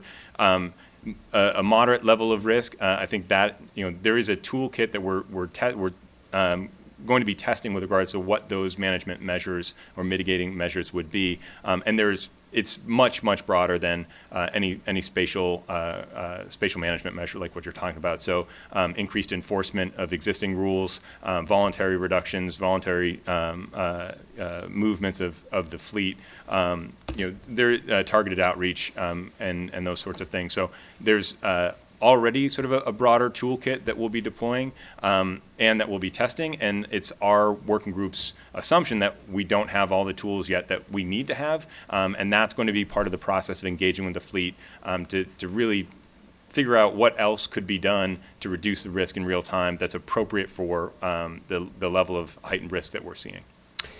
My last question is, are we back to what we saw, and I don't remember the numbers off the top of my head, prior to what we saw during the peak, as far as entanglements? We're still above the peak. So the average from 1982 to 2014 was 9. And so far for 2017, we've got 29 reported whales off California. It is important to note that just because a whale is observed off of California doesn't mean it's entangled in California gear. So those whales can travel with that gear sometimes for years, as Tom said. So we've seen whales with gear from other states, from other countries. So it's important to keep that in mind when we're looking at those numbers. Only reason, because I think, two seasons ago we're at 57, somewhere right in there, 57 or 61? 61, okay. So we're seeing a gradual trend down, but much higher than what we saw as the average prior to the perfect storm hitting, as you called it. Okay. And just to very briefly say, and I hope I have the numbers right, but in that 2015-16 season, am I saying that right? That the Dungeness, California Dungeness crab commercial gear, there were about, I think, 20 entanglements, and this most recent season there were 4, and 1 recreational entanglement. So certainly within the Dungeness crab fleet, a trajectory that is, is in the right direction, but still work to be done. And sure. Again, that sort of unknown category is an important piece to the gear markings recommendation. Thank you. Senator Wiener, anything else that you'd like to add? Just want to say thank you to our panel and grateful for all of your hard work. And we truly appreciate you being here today. Thank you so much. We are going to be moving on to our next panel. I know that we said that we may have a break in here, but I'm wondering if folks would be okay if we keep moving on through. Is that cool? We have a lot of sugar out in the lobby. So if anyone needs a hit of sugar, we welcome you. We have a lot of cookies out there. And please feel free to head on out there at any time. So what we'd like to be able to do is move forward on to our next panel, which is going to be focused on an update on all California fishery disasters. We're going to hear from Noah Oppenheim, who's the Executive Director of the Pacific Coast Federation of Fishermen's Association, Tom Trumper, who is the Vice President of the California Sea Urchin Council. Mr. Trumper, please give our best to Mr. Goldberg, who I know has a ill family member. And we're grateful that Rick Mayer is also going to be with us, board member for the California Wet Fish Producers Association, focusing in particular on sardine. And we are also honored to be able to welcome the man, the myth, the legend. From the greater area of Los Angeles, we have Senator Ed Hernandez, who has just joined us. Do appreciate Mr. Hernandez being here today. Thank you so much, and grateful for you making the trek up. And I do believe that we have, there we go. That's it. Thank you so much, Senator Hernandez, for being here as well. So we are, Senator Hernandez, we are on item number 5 on our agenda, which is the California Fishery Disaster Update. We're going to have Mr. Oppenheim kick us off, who's the Executive Director of the Pacific Coast Federation of Fishermen's Association. Each one of you have 5 minutes, and I'll give you a 1-minute prompt. We welcome Mr. Oppenheim, and thank you so much for all of your hard work, sir. Thank you, Senator McGuire, Senator Wiener, Senator Hernandez. I'm battling a cold as well. We'll see how this goes. I'm Darth Vader up here today. Hey, there we go. But thank you so much for your leadership and dedication, senators, and for Mr. Westlow for your continued persistent dedication, transparency throughout these challenging times. You're a rock. We might say you're an anchor as well. Driving up here this morning on the 101 from San Francisco up to Eureka, I was struck by the acute nature of the wildfire disasters that have been devastating Mendocino and Sonoma counties, as well as other regions of our state. And I was struck by the nature of that disaster being so acute. I want to thank you, Senator McGuire, for your incredible leadership and energy, literally heroic efforts during these past few weeks. Fisheries failures are a different sort of disaster. They're not acute. They don't wipe out entire neighborhoods, but they wipe out entire coastal communities slowly as they wither on the vine due to environmental conditions that result in persistent declines. We've been dealing with disastrous situations in California fisheries now for almost 3 years. And with, as we've heard earlier today, the threat of potentially delays in this Dungeness crab season, the 2015-16 season and the federally declared disaster is top of mind. I heard on the radio today, out of every emergency, there is an emergence. We're not there yet. We're not emerging. We're still feeling this. I'm going to talk to you a little bit about the Dungeness crab and salmon fishery disasters and what we can do in the coming months and years to address these challenges. First, I'll talk about Dungeness crab. As we've discussed, the former Secretary of Commerce, Penny Pritzker, on January 18th, 2017, declared a fishery failure for the Dungeness crab fishery. Senator Huffman and Congressman Huffman and Congresswoman Spear have been leading the efforts in Congress to address these challenges. Pleased to note that there was $20 million appropriated in the House of Representatives for fishery disasters this year. But that is, although certainly point in the right direction, we thank Congresswoman Herrera Butler and the efforts of their staff, as well as Congressman Kilmer. $20 million is a drop in the bucket, quite frankly, for the over $250 million that the Dungeness crab and California Chinook salmon disasters are going to cost our communities. So we're waiting on appropriations for those for Dungeness crab disasters. Salmon fishery disasters have been requested by the Governors Brown from Oregon and California. I understand that the status of the request is pending. The Department of Commerce is currently considering the 2 states and 2 years request as one singular request. Now, for the purposes of appropriations, we may be requesting that the National Marine Fisheries Service consider those 2 years separately in order to expedite declarations. And we may request your assistance in that regard. Now, we've seen persistent efforts to assist these fisheries on the House of Representatives side in D.C. I'd like to take this opportunity to make an appeal to Senator Feinstein. We are on the periphery of the state you represent, but I hope we're not on the periphery of your policy agenda. As a senior appropriator, we need your help. Senator, we are hurting. This is over a year and a half since this disaster was requested. We thank you for your support, but we need appropriations. And the time is unfortunately getting slim. Whether a federal disaster is 2 weeks, 2 months, or 2 years old, it still stings. We're not going to give up. I'm not going to give up until the need is met. And to those of you who have been with us since day one, thank you. And for those of you who we hope can step up, we're counting on you. Thank you for the opportunity to comment, and I'll take any questions. Thank you so much, Mr. Oppenheim. Grateful. What we'll do is we'll hold questions till the end of the panel. We're going to now go to Mr. Trumper, Vice President of the California Sea Urchin Council. We welcome you, sir. Thank you so much for being here.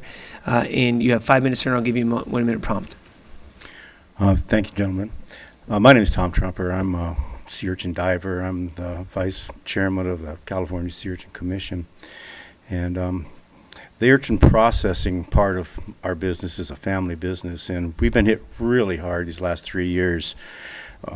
This El Nino has been, I've been through a few El Ninos. I've been in this business for over 40 years, and I've seen a few of them come and go, but I've never seen one that was as bad as this one. I've never seen the water warm up like it did this time. And what it does to our industry is that it stops the growth of kelp. And so we have no kelp on the coast. And we got just a touch of kelp this year, which was good because the biologists were kind of fearing that maybe we weren't going to get any kelp at all. But we did get a little bit, so there is some hope there. But it's certainly not enough. And our divers in the north are diving 70 to 110 feet right now. We've already lost a couple guys. We've got 2 or 3 guys that are paralyzed for life from this. And so we're in dire needs. Our production is down 90% in San Diego and 80% in Northern California. And we usually have about 150 divers that are diving. We're down to 68 divers right now. And so we're in dire need. Our infrastructure, we're losing our processors. It's if we don't do something soon, we're going to be in major trouble. We also have another problem that's going on. We're having an influx of illegal sea urchins coming in from Mexico, and they're flooding our markets at a lower price. And the problem with them is that, you know, it's a free market, but they're coming in at real low prices, and they are not FDA approved. Their processing plants in Mexico they don't have HACCP plans. Their sanitation is totally different, and they're sneaking them across the border, and they're really devastating the little markets that we do have left. That's our two major problems, and we do want to thank you guys for really helping us with this thing. And we're in the same boat as the salmon guys and the crab guys. We're being devastated here, and this is that. No, absolutely. It is the level of crisis that we're at on the varying fisheries. It's never been seen before in the state. And those statistics that you just offered, thank you. They're terrible, but thank you for bringing those to light. And you take a look at the human toll, right? Both physically of individuals simply trying to be able to continue to put food on their table and earn that dollar. And then also the competition that are now starting to come in that we're starting to see struggle. So thank you so much for being here. We're going to now turn it over to Mr. Mayor, who's a board member of the California Wet Fish Producers Association.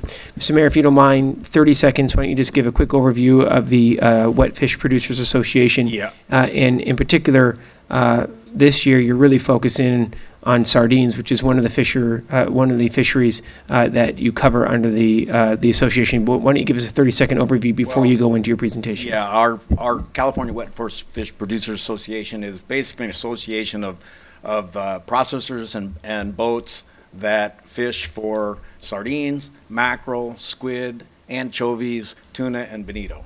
Those are basically the species, and they're all caught with relatively small purse seine vessels. I want to make sure you get the mic right up to that. They're caught with relatively small purse seine vessels, which is a surrounding net type vessel. Very little bycatch involved in our type of fisheries. Pretty clean fisheries. One of the best carbon footprint proteins on the planet. It's been documented. But we produce big volumes of fish, and so when you talk about, a lot of times they talk about just the impact on the fishermen. Okay, when you talk about losing a sardine fishery that we used to be able to bring in, 50,000 tons a year or 100,000 tons a year at its peak. We had a quota that big, and now we can bring in zero. You're talking about truck drivers, box manufacturers, myself, who I don't get a salary at all. I make 100% of my income off of fish.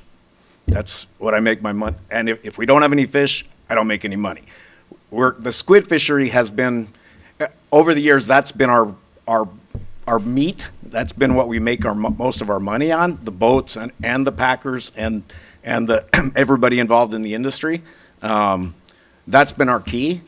But we had kind of three legs of a three-legged stool. We had mackerel, sardines, and squid, which were our key species. The mackerel landing started decreasing.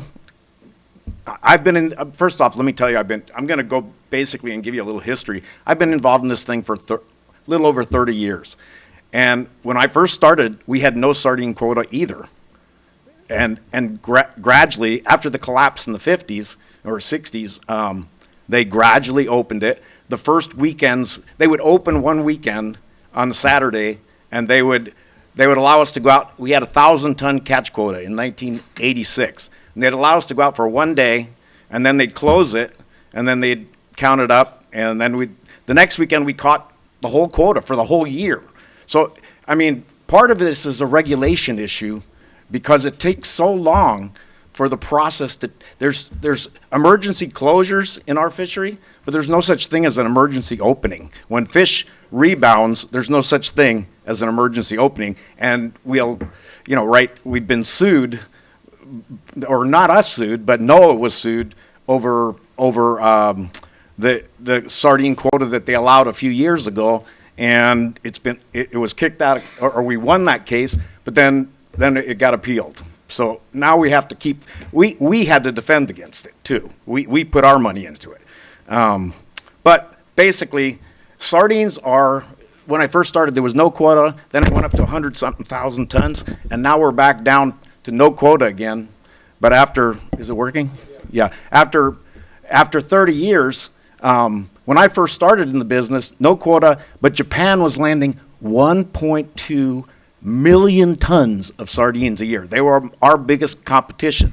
Their fishery collapsed. Somewhere around, I don't know, like 20 years ago, their fishery totally collapsed. So they started buying lots and lots of our sardines. I've been exporting sardines all over the world for years and years and years. That's how I made half my money every year, by basically exporting sardines. And now I don't have that. The fishermen can't go out fishing, and El Nino happened to have hit us really at the wrong time too, because that drastically affects our squid harvest. And so all of a sudden this year, the boats aren't catching any squid either. So they can't go fishing for, basically they're staying tied to the dock without anything to do.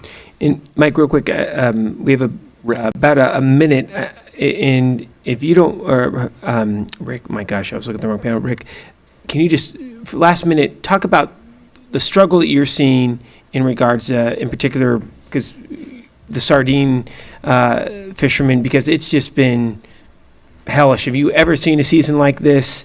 Well, so just when we first started, we had no quota. No, I know, I heard that, but no. After, if there wasn't, they would target squid as their, like I said, the meat. Yeah. But then when there wasn't squid around, they could always find sardines and fish for sardines, and it didn't pay as well, but yes, it put food on their table and allowed the processing. It's kind of the stable part, right? I mean, when you take a look, it was consistent at least. Exactly. It was one of the three legs on a stool. Right.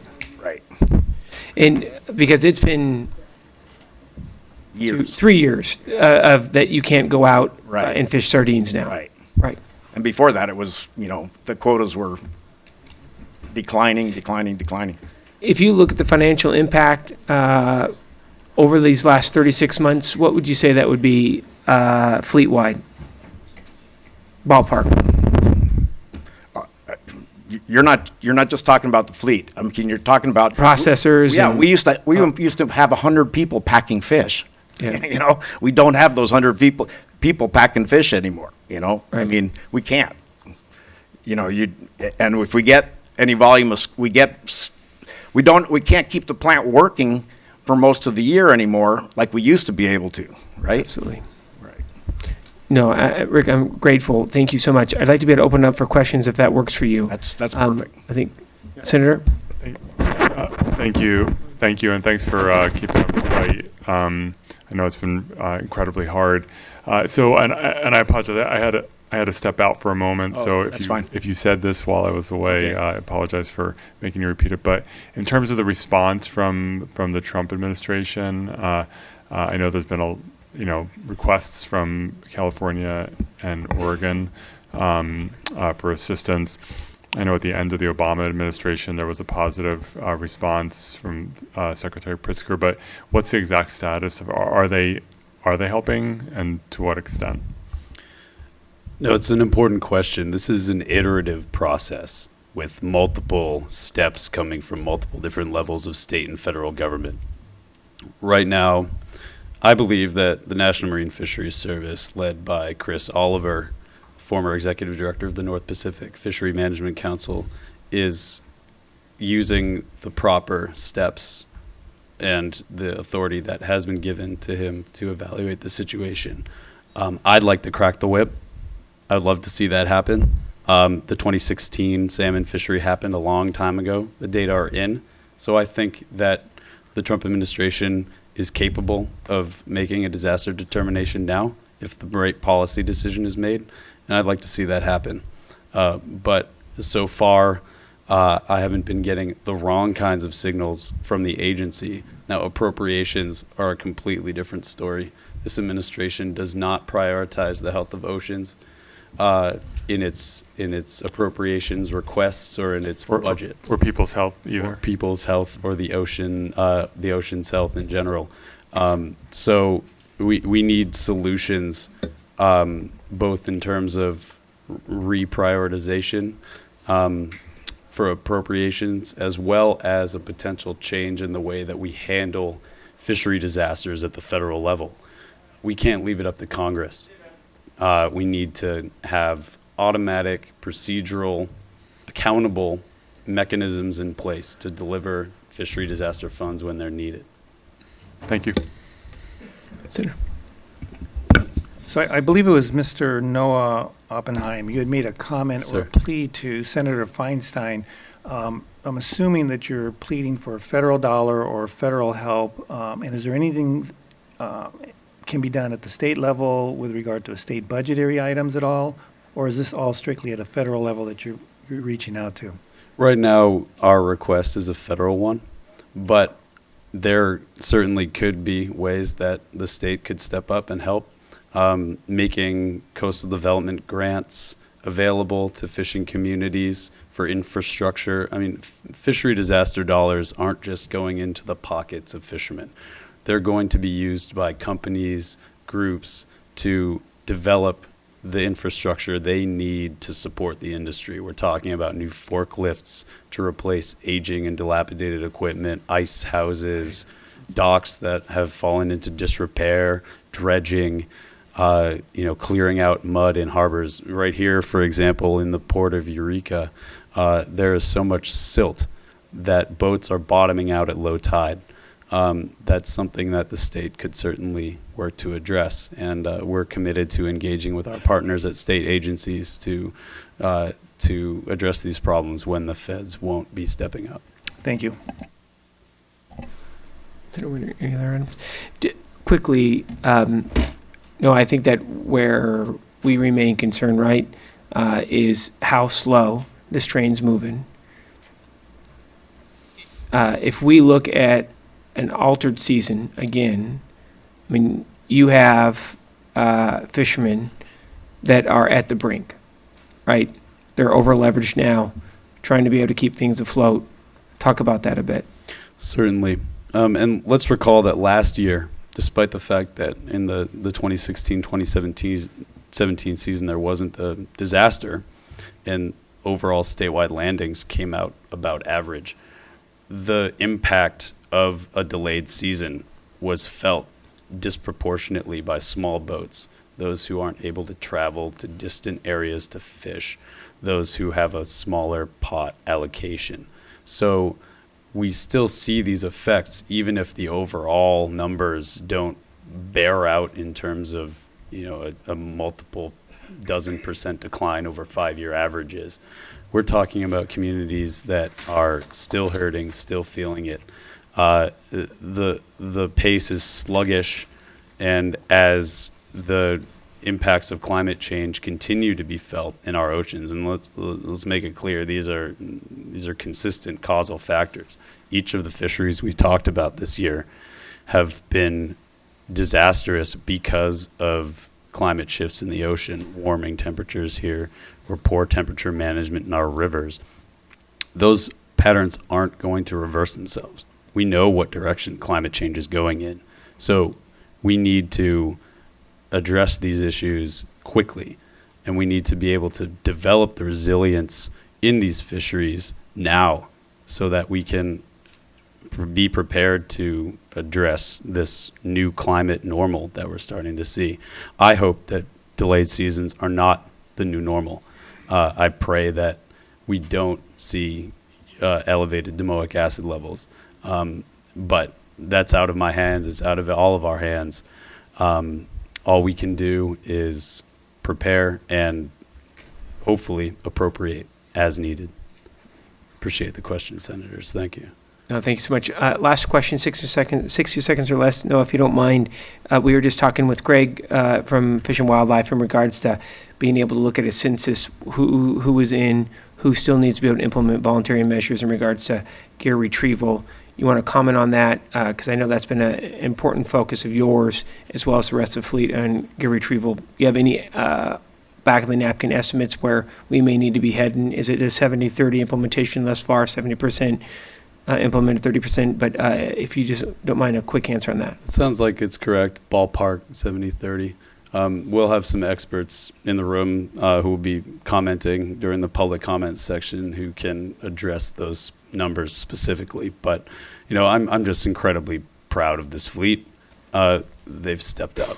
And gear retrieval programs, the UC Davis program, the TNC program, the one that has been implemented by CDFW thanks to your legislation, all three making great progress and one of the many tools in the toolkit to address this entanglement problem. So hope to see a lot more progress there. Let's see about getting every trap out as best we can. So, you know, improvements can be made. We can talk about those later and hopefully perfect regulations and legislation. But yes, great progress has been made. Thank you so much. We'd like to be able to see if we have any additional questions for the panel. Before we adjourn, I just want to take a moment to say thank you to Rick and to Tom for all their work in these challenging times. I mean, again, as Rick had mentioned, you're going 36 months without being able to look at that staple for your members. And it has been an incredible challenge. Tom, you have made a very eloquent case about the need for assistance. I want to say thank you so much. And I want to take a moment to say thank you so much to Noah, as he has been such a champion throughout the halls of Sacramento and Washington. And I want to say thank you to the two gentlemen to my left who were focused on making sure that the legislature was moving forward with pushing the federal government this year to be able to bring forward aid. We do have a frame resolution that we would like to be able to present Noah, who really was the lead for the fleet on making sure that the legislature moved this resolution. We'd like to take a 1-minute pause and present this golden resolution to Noah. And we'd also like to be able to invite Tom as well as Rick to be able to join the picture as well. And would like to be able to have Mr. Hernandez and Mr. Weiner join the picture as we present the resolution. What an honor. Thank you, Senator.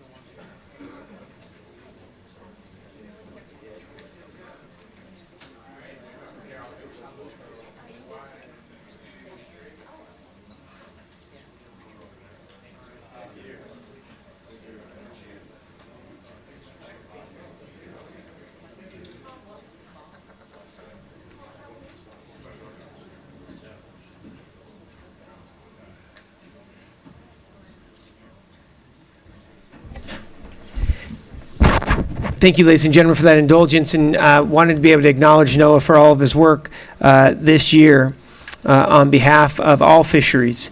We're now going to be moving forward to item number 6 on our agenda, which is going to be hearing updates from the California Dungeness Crab Task Force. We have 3 representatives who are going to be joining us. First of all, we're going to introduce Paige Berube.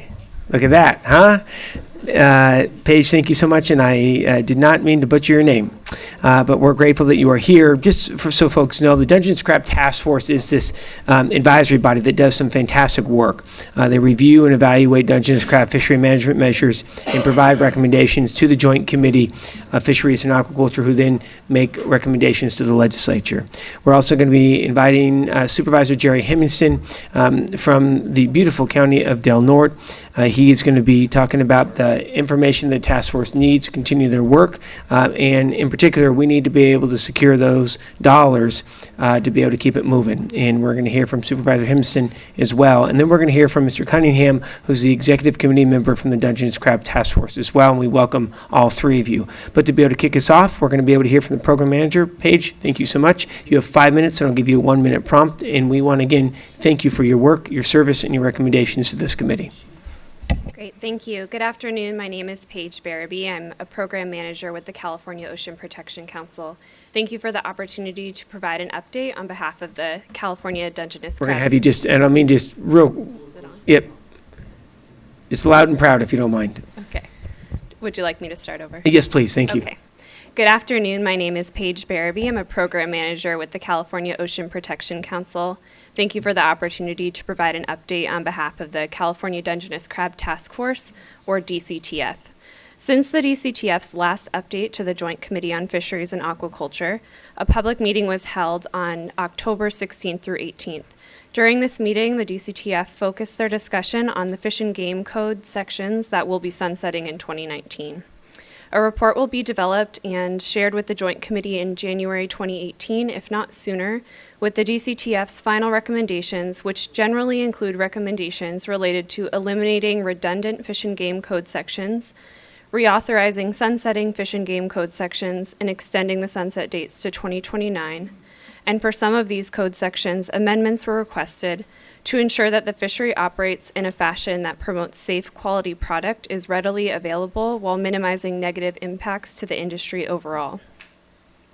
Additionally, amendments aim to better support the California Department of Fish and Wildlife regarding their role in the management of this species.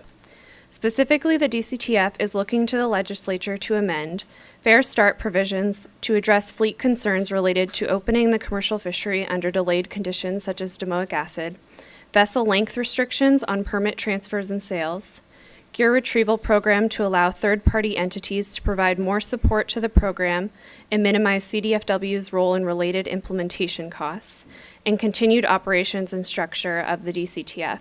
And as an aside, the DCTF recommended that the Ocean Protection Council continue to administer the DCTF as they have since 2008. OPC staff have considered this request and agree that there is value in continuing this organization. OPC staff support the recommendation as long as a dedicated annual funding source is identified and made available. The DCTF identified the Dungeness crab account as a funding source in their recommendation. However, it's likely that OPC will need legislative authority to utilize the funding. And Jerry and Mike will speak more to the specifics of many of these recommendations and legislative needs. As Kelly mentioned earlier, the DCTF also provided a statement of support for the California Dungeness Crab Fishing Gear Working Group and all of their efforts to reduce the risk of whale entanglements in the California Dungeness crab fishery. The next DCTF meeting is anticipated for 2018 and is dependent on CDFW's ability to acquire money from the Dungeness crab account to support the DCTF at least through 2019. And as Dr. Schumann mentioned, the department is working to set up that contracting process now. We will be sure to keep the committee informed on the progress for maintaining DCTF administrative support. On the behalf of the DCTF, I'd like to thank Senator McGuire and the Joint Committee for the opportunity to speak today. I'm available for any questions at the end of the panel, and Kelly Sace, who's a member of the DCTF admin team, is also here today. And for more, information on the DCTF or the Fishing Gear Working Group related to whale entanglement, you can visit both of those websites via the OPC website. Thank you. Paige, thank you so much for all your work. It's good to see you. I'm grateful that you're here today. Thank you. And did not mean to interrupt you. I apologize. We're grateful that Supervisor Himiston is here. He brings a unique perspective. Not only does he own a boat and crab, but he is also focused on policy as a supervisor in Del Norte County, and he spends most of his life on the road. He was in Redding for meetings yesterday and drove back to Crescent City last night and is now here in Eureka today. And just want to say thank you, sir, for your commitment in both of your worlds when it comes to standing strong for the fleet, as well as making sure that the legislature is focused on measures that can assist as well. So, Supervisor, we welcome you. You have 5 minutes. Yes, thank you very much, Senator, for the invitation, and thanks to the rest of you. And I have to say a special thanks to Tom Weslow. He's a great resource, as everybody's already said, a mountain of knowledge and very helpful in all the things that we do. And I don't know if I'm getting off topic or whatever, but it's all good. I kind of wanted to give the perspective of where we started, where we are now, and the future of the Dungeness Crab Task Force, because we've been through a lot of trials. It's been a hard process, and I'm going to go back and tell this story from my perspective, and there's not many people here that can dispute it, probably other than Mike, and it would be his word against mine. So I'm pretty sure I'm going to get most of these facts right. I might be out of sequence a little bit, maybe. I think the impetus for starting the Dungeness Crab Task Force was to get some sort of a trap limit program going. But there was a lot of other issues that we had to deal with along the way, just as part of that. It was a relatively contentious group. It was kind of a north-south war. I think Mike can attest to that it wasn't always a happy situation. Things got drawn out a lot of the times. But we did plow ahead. We started out as a steering committee to get the whole idea of how do we put this group together, where's the representation going to be, how do we make this an organization that really works, that would be helpful to legislation, helpful to the industry, helpful to the NGOs, helpful to the agencies. OPC, I can't say enough about them, but I'm going to talk about them later. All of the issues that we dealt with on a coast-wide basis, we required 2/3 of that body to make the decision. We weren't going to go with a simple majority. We wanted to make sure that it was going to stick. So we kind of stayed with that. And to make a very, very, very, very, very, very, very long story shorter, we moved on with getting representation. And what we decided on, we would have 4 Crescent City, 1 Trinidad, 2 Eureka, 2 Fort Bragg, 2 San Francisco, 2 Half Moon Bay, 1 south of Half Moon Bay, 1 non-resident, 2 processors, 2 sport, 1 commercial passenger vessel, 2 NGOs, 1 Sea Grant, and 2 Department of Fish and Game. That's the body. That's what we came up. Those were the representatives, and that's how that's what we decided that's what we decided we would have. It took a long time to get there. That was a big, huge process. There were ports that didn't want to go there. They didn't want to have any trap limits. There were some fishermen that wanted to have trap limits. There were some fishermen that didn't want to do anything. They didn't even want us to be there.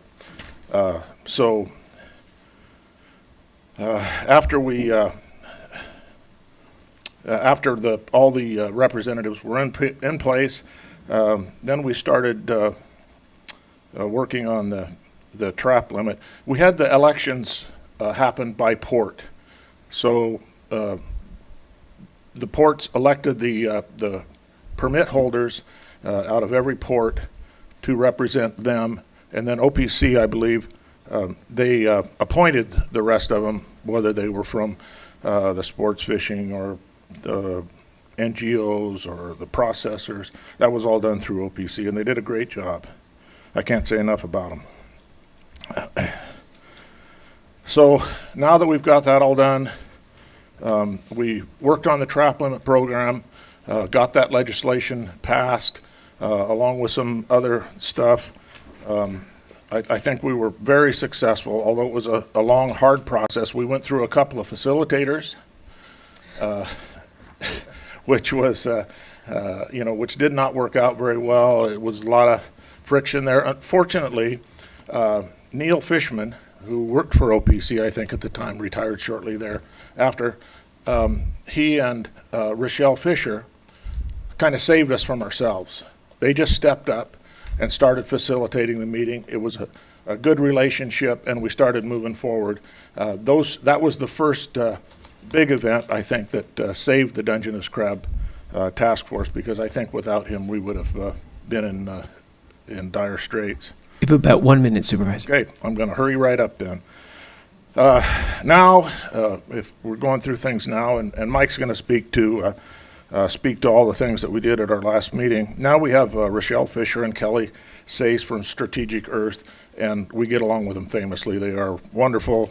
Don't think we could make it without them. They're great facilitators.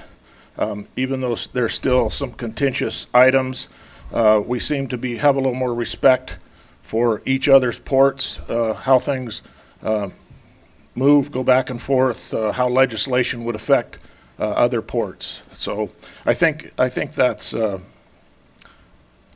great accomplishment, and that's what we're working with now. As far as the future of the Dungeness Crab Task Force, I really think there's a need to be there for the legislation, for the industry and the NGOs and all of that. We've committed $150,000 in funding. I think that was said earlier. OPC, again, that I can't say enough about. I know my time's probably up, but they have really stepped up for us, and we're grateful. The Department, Fish and Wildlife, they've committed their support, and we're very grateful for that too.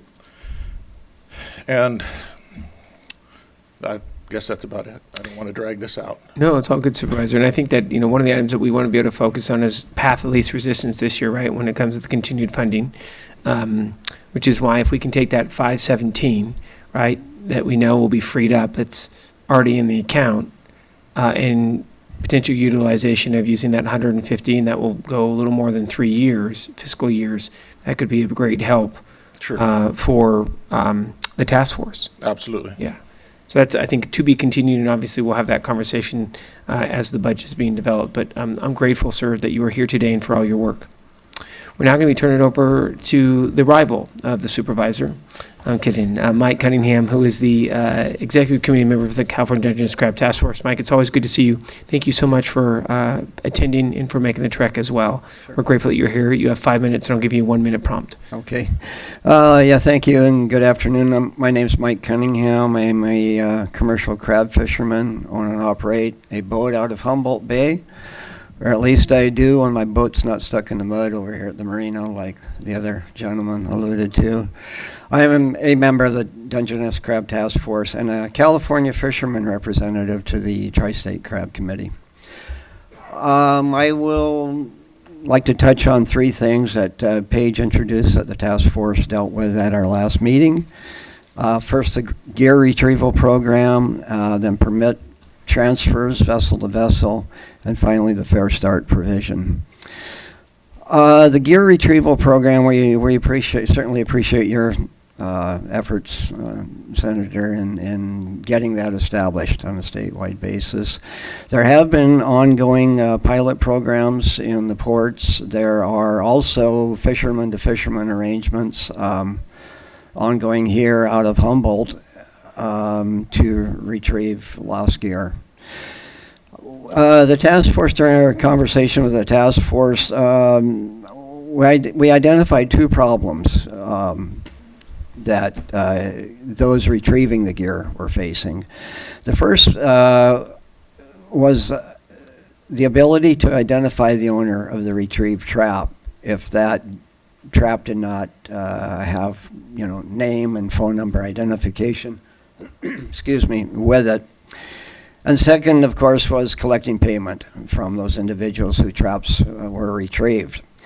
The task force recommended making what would otherwise be confidential information available to a bona fide retrieving vessel in order to identify the trap owner.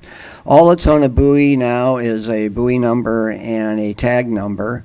No name, no vessel name associated with it, and that information is held confidential by Department of Fish and Wildlife.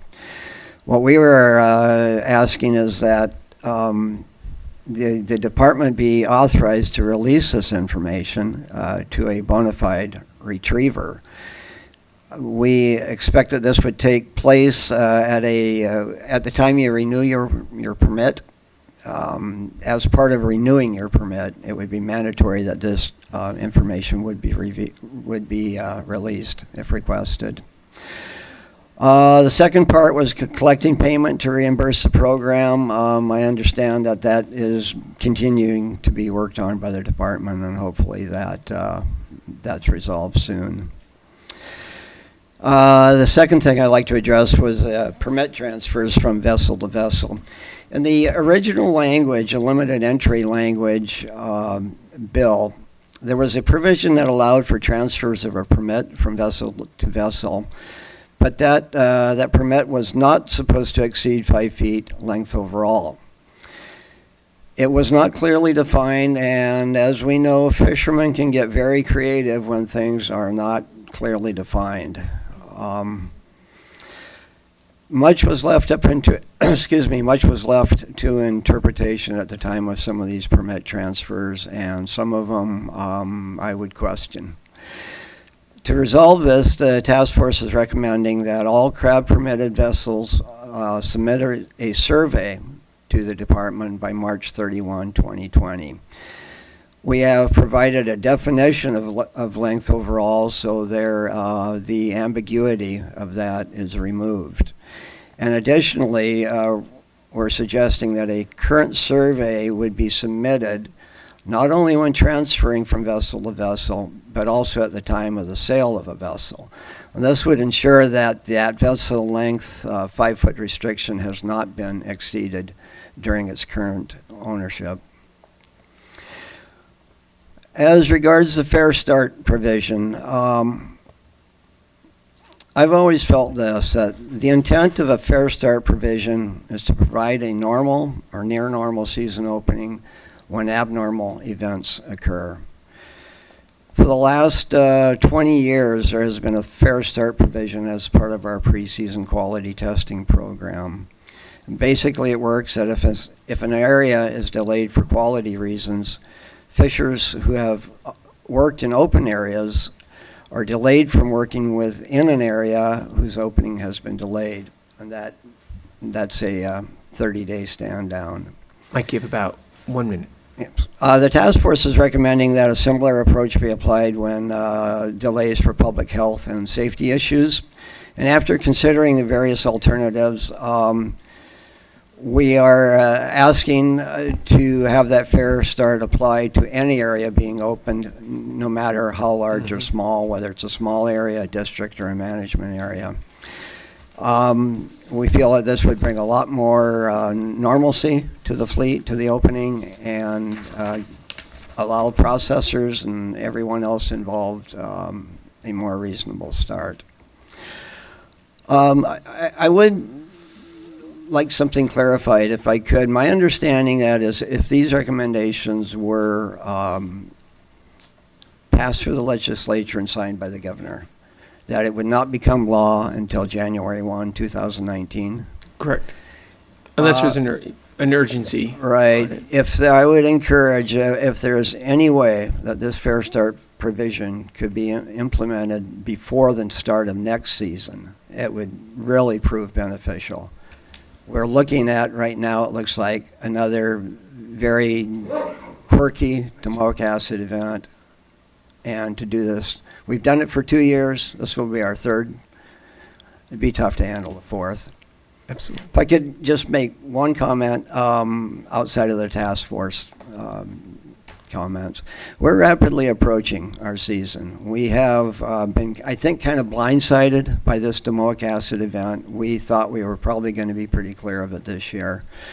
The fleet's doing its best. We had a boat out to collect samples. We had a boat out yesterday in pretty poor weather to grab a sample to Eureka and get it to the lab. We would encourage the lab. I know we're not the only show in town, but we would certainly encourage the lab to expedite the processing of these samples. Time is of the essence here. Absolutely. Thank you. Mike, thank you so much. I think that's an item that we'll definitely put as a follow-up and work with Mr. Schumann and Department of Public Health as well on that issue, because I think we can all agree. You take a look, Dungeness crab is a top-tier fishery in the state. We need to ensure that we're going to have a smooth start to the season and that we are fully in the loop on the good and candidly on the challenges that we're going to be facing so that we can prepare for that. I think if it's going to come down to that, completely agree. We'll definitely follow up with both departments on that and keep on top of that. Thank you. Thank you. Would like to be able to see if we have any questions or comments from the committee. All right. I think that just some quick comments. I think one, we're looking forward to the task force's recommendations are going to be coming back in your report. I know that you are feverishly working on that as well. We look forward to that. And I think the other piece is obviously if it's an issue of fair start, we would need a 2/3 vote, which means most likely we'd need to start working that early because I think you're going to need bipartisan support to be able to get that through, just in case, right? So I think that's going to be an issue that would need to be able to consider, because you're absolutely right that it would not be implemented on a traditional vote structure until that January 1st, 2019 date. All right. Thank you so much. We're really grateful for your report, and thank you all for being here today. Thank you. We'll be following up. And Mike, promise you we'll be working with the departments on the testing. Thank you. We're now going to be moving on to our final panel of the day. These are going to be, we're asking each of the individuals who have come forward and they have been prepped on this to be able to prepare recommendations for 2018 fishery legislation. We're going to ask each of our panelists to please keep their presentation to 4 minutes. We're going to be hearing from Mitch Farrow, who's the chairman for the California Advisory Committee on Salmon and Steelhead Trout. He is going to present any recommendations by the California Advisory Committee. We're going to also hear back from NOAA talking about the Salmon Stamp Program. And NOAA, I'm going to have you spend 30 seconds simply talking about what the Salmon Stamp Program is as well. We're going to hear from Rob Ross talking about a potential modification to Fish and Game Code in regards to skate wings. Mr. Ross, I'm going to have you spend 30 seconds on the issue of skate wings and skates themselves and how this came about. We're going to then also hear from Ken Bates, who's the Vice President of the Humboldt Fishermen's Association. Ken is going to be talking about Fish and Game section regarding take on anchovies in Humboldt Bay as well. But without further ado, we're going to turn it over to Mitch to be able to kick us off. 4 minutes, sir, on the California Advisory Committee on Salmon and Steelhead, and I will give a 1-minute prompt. We're grateful for your work, sir, and thank you for being here. Okay, thank you. I know this isn't the first hearing on salmon disasters that you've had this year. Yeah. Prior to the earlier one this summer, in discussions with your consultant talking about how to put together the story of why our salmon are in such decline, and it might have been a shorter story of what's going right for our salmon resource. And I think the hatchery system in the Central Valley and undammed rivers on the North Coast are where things are going right. And I'd just be Amen. Slightly positive. We've gone through severe drought for multiple years, a warm water event that is unprecedented for, I think, its impact on salmon. Having seen the 1983 and the 97 El Niños, this was much different. No krill anywhere in the ocean where our fish would have been exposed to.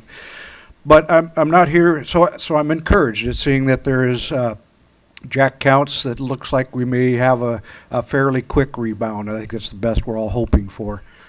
I'm here today for the California Advisory Committee on Salmon and Steelhead Trout. The issue I'm bringing up, the CAC has been involved in working with the legislature and the Department of Fish and Game, Fish and Wildlife for decades in developing, providing guidance, providing resources through the legislature for a restoration of our salmon and steelhead stocks in the state, the habitat focus being a big part of that. And we're at a kind of an unprecedented situation this year. The funds that have gone into salmon steelhead restoration go through a competitive grant process. That's the template the state has used. It goes back to in 1997. Then State Senator Mike Thompson put together through SB 271 a program guidance that are all in the Public Resources Code, and created a salmon steelhead restoration account.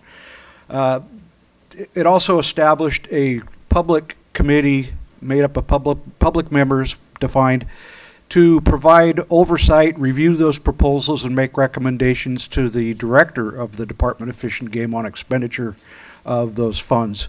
That was reiterated in 2000, Senator Byron Scher's bill that when some of the Bond Act dollars became available that went into these accounts, reiterated that language that provided for that public review and oversight recommendations of for selection of projects to get the most bang for the buck for the resource. That's the entire goal of it. And I think California's program's been very successful because of that, because it's had that public review by people whose main interest is to making sure that those dollars go where they're going to do the best for the resource. We're in an unprecedented situation where the group that does that's called a peer review committee in the Department of Fish and Wildlife's Fisheries Restoration Grant Program wasn't able to perform that function this year. And that's very troubling to the California Advisory Committee. We've been proponents of public involvement in this restoration effort for 40 years or more at this point. And it's somewhat of a confused situation as to why that occurred. There's a big chunk of most of the dollars that go into the state's Fisheries Restoration Grant Program these days are through NOAA. Those are the Coastal Salmon Recovery Funds, federal dollars, primarily because the state has not the department has not chose to put any Prop 1 funds or those other sources of funds that are available could be put into the Fisheries Restoration Grant Program, but the department has chose not to. So it's almost entirely these federal funds. And there's conflicting language as to the members serving on that in a review committee and conflict of interest. There's very specific... Mitch, we have about a minute. There's very specific language in the Public Resources Code for California as to how to address that. There's also very specific language in federal review committees, the Federal Advisory Committee Act, FACA. I know because I served for 10 years on the Klamath Task Force as this county's representative on what was a federal committee.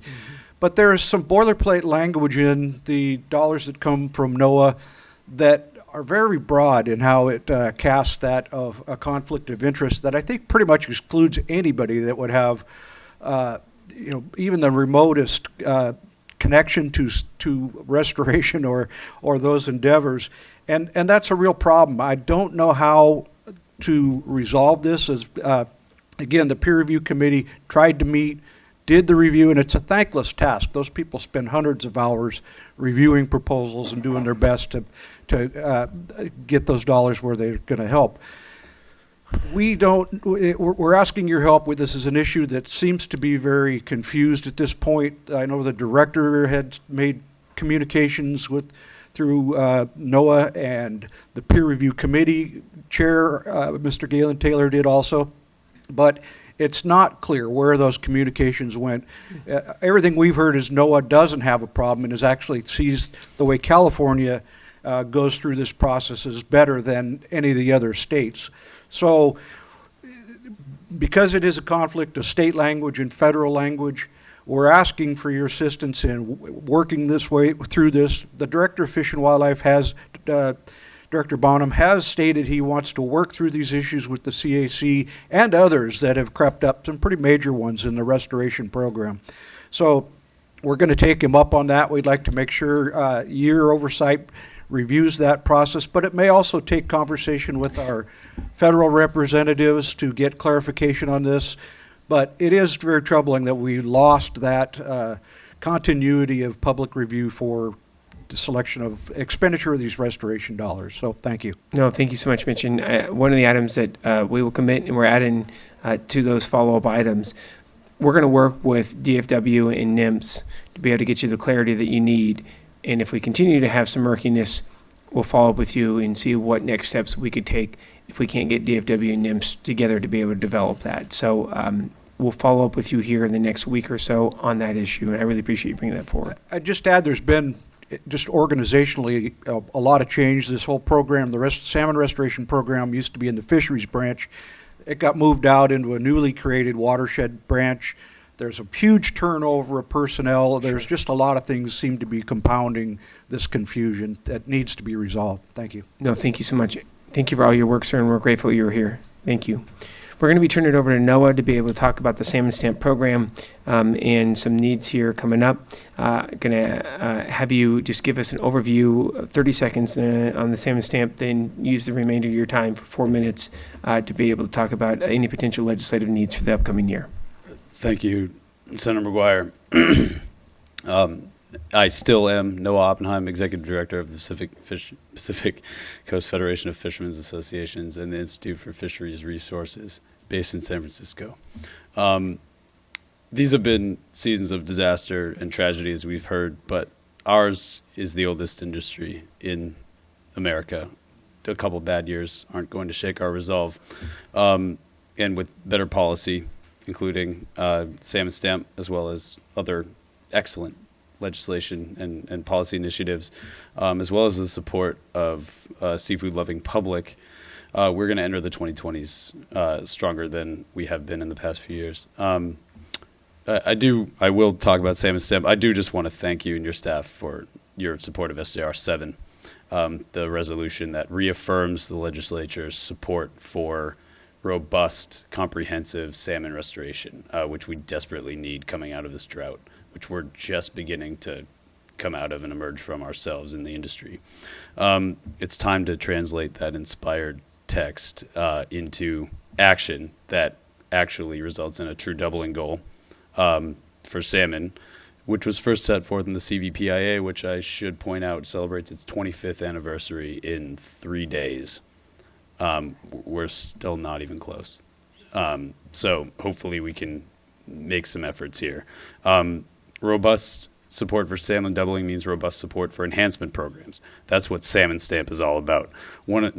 Almost no program has been better. The Salmon Stamp program is a self-tax that uses assessments that the industry came up with themselves. My predecessor, Zeke Grader, conspired with colleagues in the industry decades ago to implement this program, and it has resulted in millions of dollars being dedicated to enhancement. That means hatchery production. That means trucking hatchery fish from hatcheries to net pens in the ocean, just to give them a chance to settle out, certainly beat the nasty odds in the Sacramento River and in the Delta, and survive. Enhancement fish are the lifeline of this industry. We desperately need to continue this program. We are hoping that we can reauthorize this program straight up.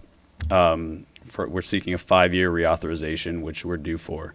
And we ask that the administrative fees that are assessed to this program be kept in place, driven not just by the wonderful cooperation from industry members, which takes care of a lot of these administrative tasks, but also the fact that this is an industry that is hurting, teetering on the brink, as we've heard earlier today. PCFFA also supports additional legislation, specifically relating to the salmon fishery. It might surprise you to learn that it is not currently permitted to fish using recreational gear on a commercial fishing boat. If a fisherman who has a state permit wanted to use recreational gear, they couldn't do it. And we'd like to change that. A lot of my fishermen who I represent would love to go fishing. And we hope to work with you and the department to make sure that any implementation of such a small change would be workable with enforcement. These two of enhancement and recreational fishing are minor parts of a holistic suite of regulations and priorities that that will emphasize smart water management and smart fisheries management. We need SB 49. We need it yesterday, and we need it for the remainder of this administration, as well as, frankly, any future administrations. Thank you so much for your support on that, and I hope that we can bring this bill back to life. Switching gears, PCFA supports legislation to make surgical adjustments to the Monterey halibut trawl fishery. The halibut trawl fishery uses light touch gear. It's shown in study after study to have negligible to immeasurable impacts to marine biota when it's prosecuted using this light touch gear in sandy substrata. It's part of a healthy and sustainable fisheries portfolio for the Monterey Bay region. Now, we propose to reopen 2 small areas of historically productive sandy bottom to light touch halibut trawl gear. One's in Monterey Bay, one's in the San Luis Obispo area. This will bring a relatively small but significantly and sorely needed economic stimulus to the Central California fishing economy. The fishing economy there has lost approximately $20 million over the past dozen years or so, and we hope that we can make this adjustment. Switching to Dungeness crab, PCFA supports and thoroughly endorses both a reauthorization for the Dungeness Crab Task Force as well as the recommendations that have come out of the recent DCTF meeting. You have about 1 minute. Thank you, sir. We also support the efforts of the Gear Entanglement Working Group. It bears repeating here, although you know this well, the last thing any fisherman wants to do is to entangle whales. Entanglements are, of course, damaging to the environment, but they're dangerous to fishermen and their boats and gear. It's worth mentioning now that the fisherman who was killed by a right whale earlier this year was a commercial fisherman, a New Brunswick fisherman who had over 30 years of experience in the lobster fishery as well as disentangling whales. And this is why the working group is so resoundingly supported by the industry. It's why voluntary measures are already being implemented, I'd argue, to great effect. And we heard a lot of numbers thrown around today. I'd like you to focus on 2. In 2015-16, there were 22 confirmed entanglements with whales in Dungeness crab gear. Last season, there were 4. That's an 81% decline. Now, that's driven by voluntary measures. It's also driven by a relative return to normal marine conditions. We want to continue this downward trend. We're committed to engaging with the department, with our colleagues in the scientific and regulatory communities, and my organization is committed to bringing the good word out to the fleet that we need to implement measures that are going to reduce entanglements. Now, I hope to work with you and the department to perfect legislation that ensures equitable and transparent solutions that work on the water. It's going to be a challenge, but we aim to get there. Now, I just want to mention 2 more things. One is... I need to make it quick, and I apologize. Absolutely. No, thank you so much. We, as I've mentioned, are committed to transparent and cooperative engagement with the department. We want the department to be transparent and cooperative in its engagement with us. That means opening up the books. That means showing us where our tax dollars go on the enforcement side. We've seen a lot of cooperation from department staff. I like what I am hearing from the director with regard to the implementation of Fiscal, but we hope that that also translates to knowing exactly where these increased landing taxes are going. I'd also like to suggest that we bring AB 1228, the exempted fishing permit bill, back to life. It was vetoed by the governor. This is an initiative that's supported by the industry resoundingly. It's based on a federal model that works. I want to work with the department to get that one right. Looking ahead, let's work together. Thank you so much for your time, Tom, Senator, and I look forward to taking your questions at the end. No, thank you so much. Very grateful, Mr. Oppenheim. So we have the halibut trawl fishery, recognition of salmon stamp, rec fishing gear, obviously all issues of Dungeness Crab Task Force reauthorization, and then we're budget subcommittee 2 was at full Senate Budget Committee, and the Assembly was zero-based budgeting based off of each fishery, so that we all know through the department what we're all paying, and then candidly, where resources are assigned. And in regards to that blue ribbon task force that then Assemblyman Huffman assigned when he was in the Assembly, that was direction. I do know the director is moving on right now to be able to focus on those fishery budgets so that we're able to go fishery by fishery versus having it lumped, and I'm paraphrasing here, all in one lump sum. So that is moving the department's moving on that now. Greatly appreciate that. Yeah, no, absolutely. Thank you so much.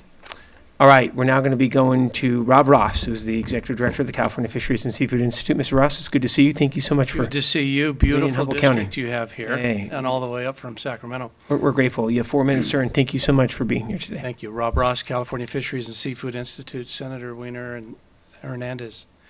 Thank you for coming. It's a long way, and we appreciate your interest in the industry. The California Fisheries and Seafood Institute, very briefly, it goes from Chula Vista to Crescent City. We sell fish that is caught here and brought into the state from Maine to Spain, literally on every continent in the world. If you enjoyed fish at a restaurant, at a casino, from a grocer, we got it to you. So we work with the fishermen and the chefs, and boy, isn't that fun. We have big companies, small companies, as there are big fishermen and small fishermen. We have a small matter that came up. Certainly none of us like the despicable practice of finning shark, throwing their carcasses over while they're alive. And that was just a horrible thing. So Assemblyman Fong in 2011 introduced a bill to ban that practice. And we had a lot of members that looked at that, a lot of members that were from countries that enjoy shark fin soup. And while we had a neutral position on that bill, nobody could have guessed that we would be where we are today. Where we are today is one of our members was cited for selling skate wings. And he said because it's in the family. Why don't you describe skate? A skate is like a stingray, but different. It's an elasmobranch, that's the scientific name. And I think Noah has more knowledge about that particular animal because he actually did a thesis on them, I believe. Something. He was close. He ate a bunch of skate and hung out with spider monkeys in Costa Rica. But what happens is the only edible portion of a skate is the wing of the skate. They're filleted and they're sold whole. They are never dried for soup, which was the practice that was banned and was why there was the finning of the shark. So because they're in that family, the game warden said, wait a minute, you can't have the fin of an elasmobranch. And the industry said, what are you talking about? Now, these are some very notable restaurants in Los Angeles and in San Francisco, and a lady in Berkeley in particular does very good things with skate. It's very enjoyed by a lot of people. And so the industry has put all handling of shark on hold. It is part of a federal fishery management plan. We have been landing them, buying them, paying landing taxes on them. They're MSC certified. We've reached out to a number of environmental groups who don't seem to have an issue. The bill itself talks So Ross, about I'm going to have you pull your microphone, if you don't mind, a little closer. Because you have a cold, Hey, there you go. I was sort of keeping a little distance. Hey, there we go. Bottom I line, apologize. Bottom line, shark fin and skate wings are completely different. We have them in inventory now in cold storage, and we have people that want to buy them. We seek a little clarification in the law to address the unintended consequences. No, thank you so much. And I know I know you've been working on this issue over the past many months.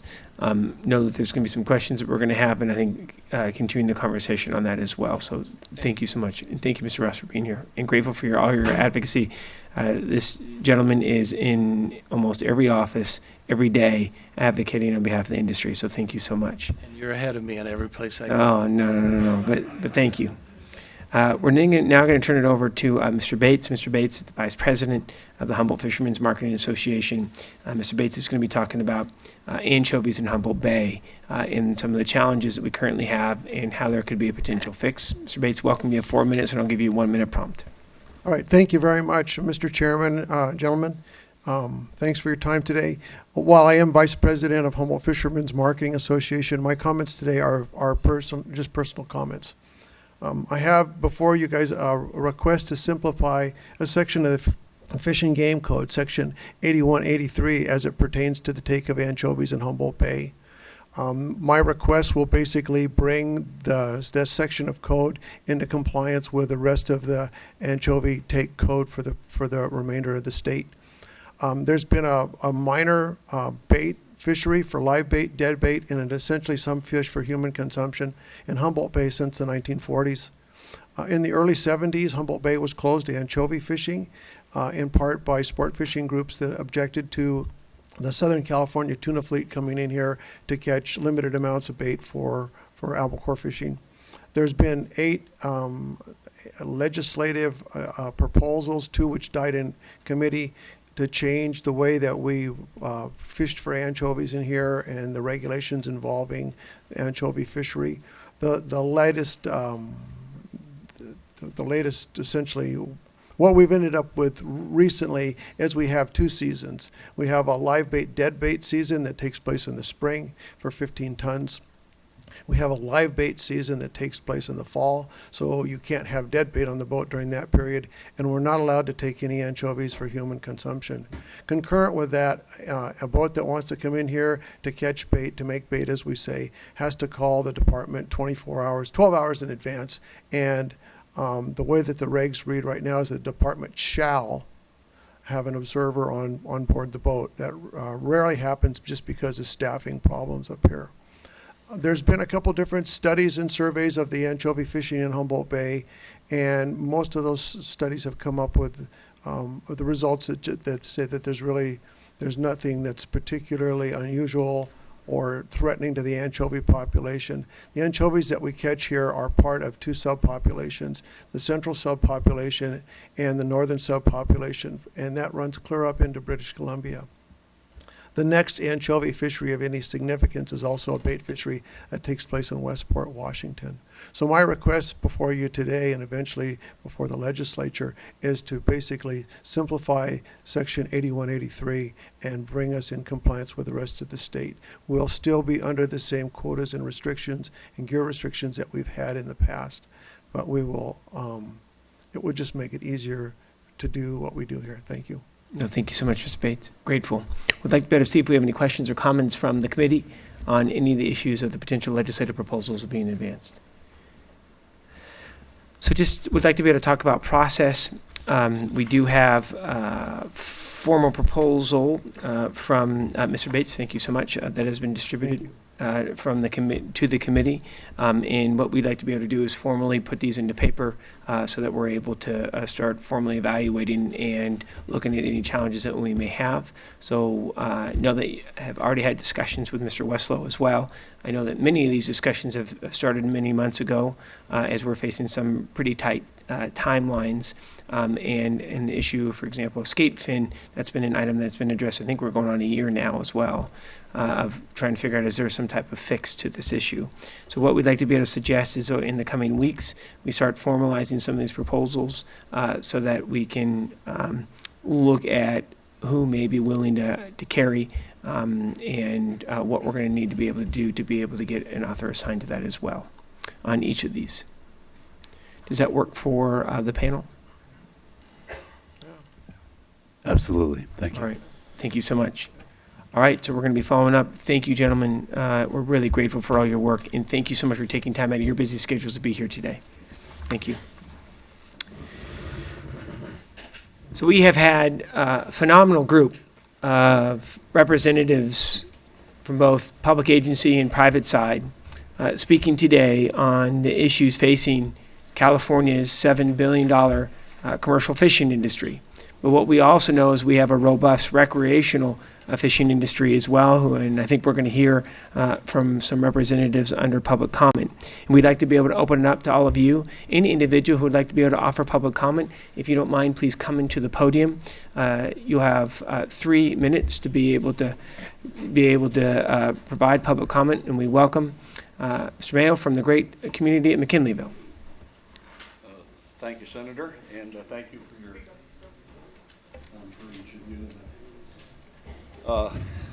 thank you for your kind words at our ceremony today. I know you weren't there, but you passed them on, so I appreciate it very much. Congratulations, by the way. Well, thank you very much. I'm Dennis Mayo. I'm a lifelong Humboldt County resident, rancher, been a commercial fisherman. I'm here today to speak for the California Commercial Beach Fishermen's Association and a problem that we need your help to resolve. There's much more than the few pages that I've given you there, and I'm hoping that you'll work with us to correct a problem. In '06, we were successful after 10 years of lobbying Congress to protect the surf fish, or the commercial surf fishermen at Redwood National State Park. Congress, in its wisdom, agreed with us and protected those fishermen and that fishery, which amounts to 17 permanent commercial fishermen and 6 alternate or conditioned. So it's not a huge group of fishermen, but it's a significant asset to our community, to our fishing community, to our local economy. We fish for smelt and red-tailed perch. The problem is that the arrangement was that the state park would coordinate with the federal access issues so that these guys could get where they need to be when they need to be there. We've had lots of problems with it, different personality issues, changes of management, people that have personal biases against a particular way people get to fish, all kinds of things that we need to resolve. We just need to take the misunderstandings and the personalities out of it. What we'd like your help to do is to tie the state part, the access on the state part of Redwood National State Park to these limited group of fishermen and tie those two access together so that the permit access for the state park coincides with the permit that is on the federal part, and that as they're transferred, they become transferable. What happens now is that there's an anomaly there where the state can say, well, we're just going to vacate this permit when there's a transfer. So we can't have that. This is very important to our economy, very important to the community. And I would be happy later, I know what time's limited, but I'd be happy to talk to any one of you about the long-term parts of this. And the take on this biomass is somewhere between 1% and 2%. And it does, have you been to the aquariums and the zoos and the fish? We provide all of the food for all of that. When there's the disasters, the oil disasters, these guys are the ones that provide a lot of food that help bring these impacted animals back. So anyway, thank you. I appreciate anything you can do for us to help correct this problem. Yes, thank you so much, and thank you for being here as well and for all your work on behalf of the Community Services District. Thank you. We'd like to be able to welcome our next speaker. If you don't mind, just listing your first and last name, sir. Yeah. And we're grateful that you're here. I'm grateful to be here in front of you. It's good. Barry Day. I'm out of Half Moon Bay. I'm a crab and a salmon fisherman, but I'm not doom and gloom. I'm surviving. That's a good thing. That's why I'm here, though. I've got to survive. Well, I've got a wife with a job. That's the key to being a successful fisherman in this day and age. There we go. All right. Where do I go? I'll tell you the things that scare me the most listening here. Viscera. Okay, this is, with the crab, that we're talking an export market, the live crab industry. You know, there needs to be a bit more discussion before that's sort of loosely bantered around, because we see the trucks just pumping with live wells in them, the crab going out. It's an export market. It's not something you can just go, yeah, health department, let's just crack them open. And everyone loves the live crab. They come down and buy them off the boat. They're happy seeing them clicking away. So that's something that needs more consideration. And coupled in with whales, which everyone's scared about now. And honestly, when I hear 22 down to 4, can we work that percentage on taking the heat off us, and that percentage as well. Because one thing I'm hearing with that 22% was the domoic acid scare. Right. Now, before that happened, I come back from Oregon 3 times, back and forth, and just my guts, I'm going, something's wrong with the ocean. I'm seeing dead birds, dead this, dead that. And what do the whales eat? Anchovies. They're mostly humpies that got caught out. We don't need to be a bright biologist to go, perhaps they were spinning in the head as well, hence the big hookups. So I think that's a relevant point. That's where I'm at there. Because if we go into an industry now, we've got to go, where's this argument going to end? If we keep going with this argument, what's going to happen is you're going to need a fleet of boats that can pick up all their crab pots in one hit and move it because there's whales there. It's going to turn into a condensed can. That's what the fleet will be. In other words, it'll be a corporate fleet. That's what will happen to the crab industry in the end if we follow this argument through. That's the way I'm seeing it, and I'm damn sure the environmentalists don't want that. So we've got to do a bit of work here. You have about a minute, sir. I've got a minute? All right, let's talk about bloody salmon. We not only need biologists, we need historians. Hatchery started here in the 1860s and we got this huge argument now. Everything's already been compromised. There was salmon to help the Klamath back then. And now, in our model, I'm getting crucified. The boats out there are mowing the damn things and we're sitting there twiddling our thumbs. Why? Because of the Klamath fish. Why aren't we helping? That's what happened before. Let's take some fish over there, give them a hand. It's been done, so there is no argument. It's already been compromised. For God's sake, it's going to happen this year. Help. That's about it. We need more hatcheries. While we argue amongst ourselves here, we've got to keep the salmon in the river. And however we do it, we've got to keep them there. Get them out in the ocean while we bicker. We need more hatcheries. I'll gladly donate some money to help that. That's about it. More hatcheries while we bicker, keep them alive. We don't know what the hell's going to happen here, so we just keep the salmon going. No, I'll shut up there. No, mate. not at all. And thank you so much, because you're from Half Moon Bay, correct? Yes. Thank you for driving up. We're really grateful that you were here. And just one item in regards to the evisceration, I think that's an option that would only looking at those ports that would be potentially impacted by higher domoic acid levels, and that we could potentially implement as a workaround. So that's just an item that both Department of Public Health as well as Fish and Wildlife looking at, so that we're able to continue to move forward on the harvest. Yeah, I understand what you're saying there, but I think you would talk with the harbour and let them weigh the option up as sort of, let's wait till they're clear, you know Sure. what I mean? Because I'm sensing believe it or not, I'm sensing a rush here and, you know, slowly catch the monkey. It's sort of, here it's, you know, we're feeling push, yeah. And I gotta say, right, and you know much better than all of us up here, it is because of the fleet. I mean, the fleet, when we had 2 years ago, the reason why we didn't have a season is because the fleet said we don't want to risk public safety, right? And I want to say thank you, because you're putting your own personal interest second and putting the interests of the public first, which is the right thing to do.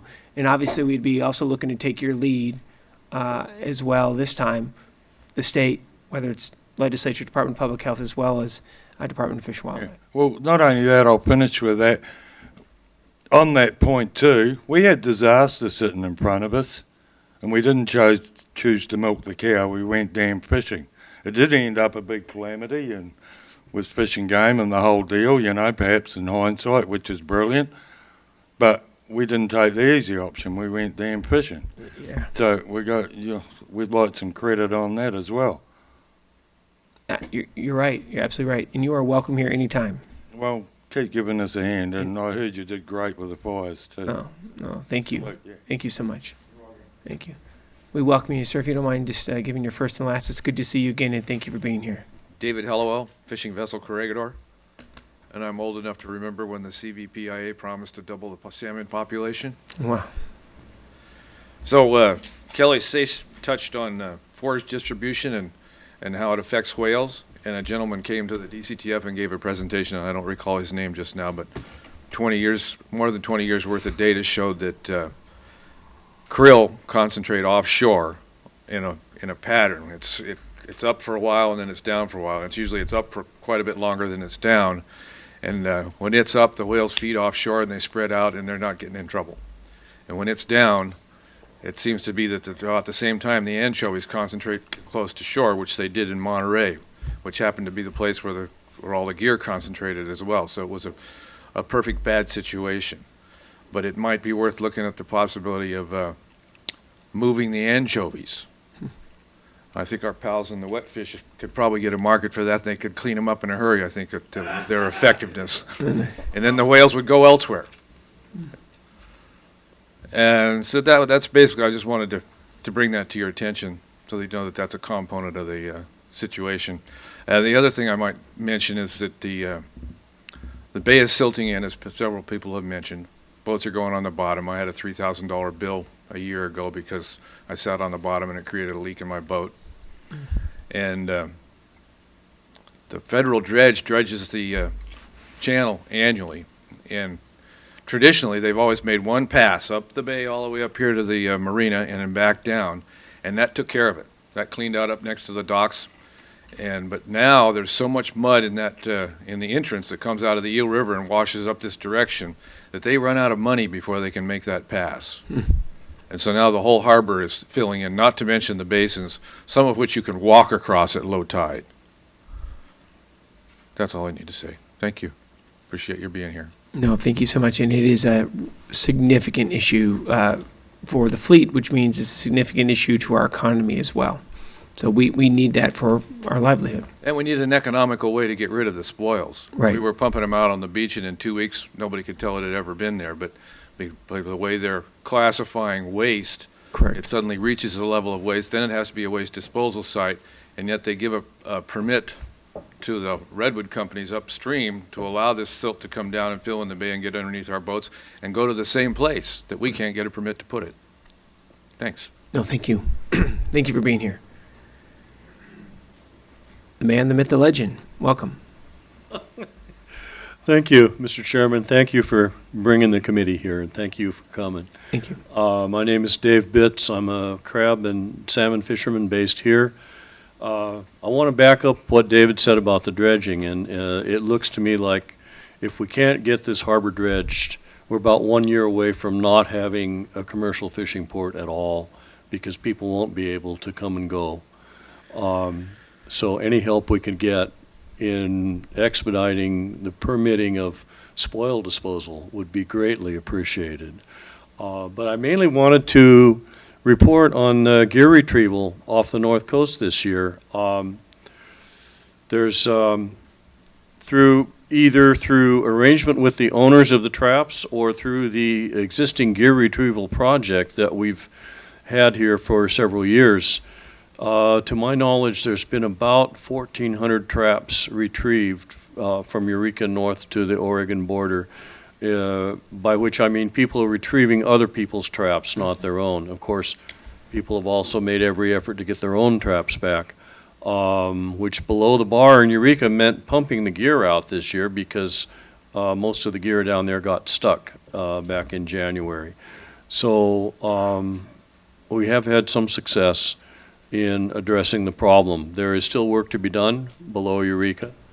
We'll see how that goes, but for what it's worth, we have been giving it our best shot. And in Eureka, there's been at least 5 different vessels that have been engaged in pumping other people's gear as well as their own. So we're trying.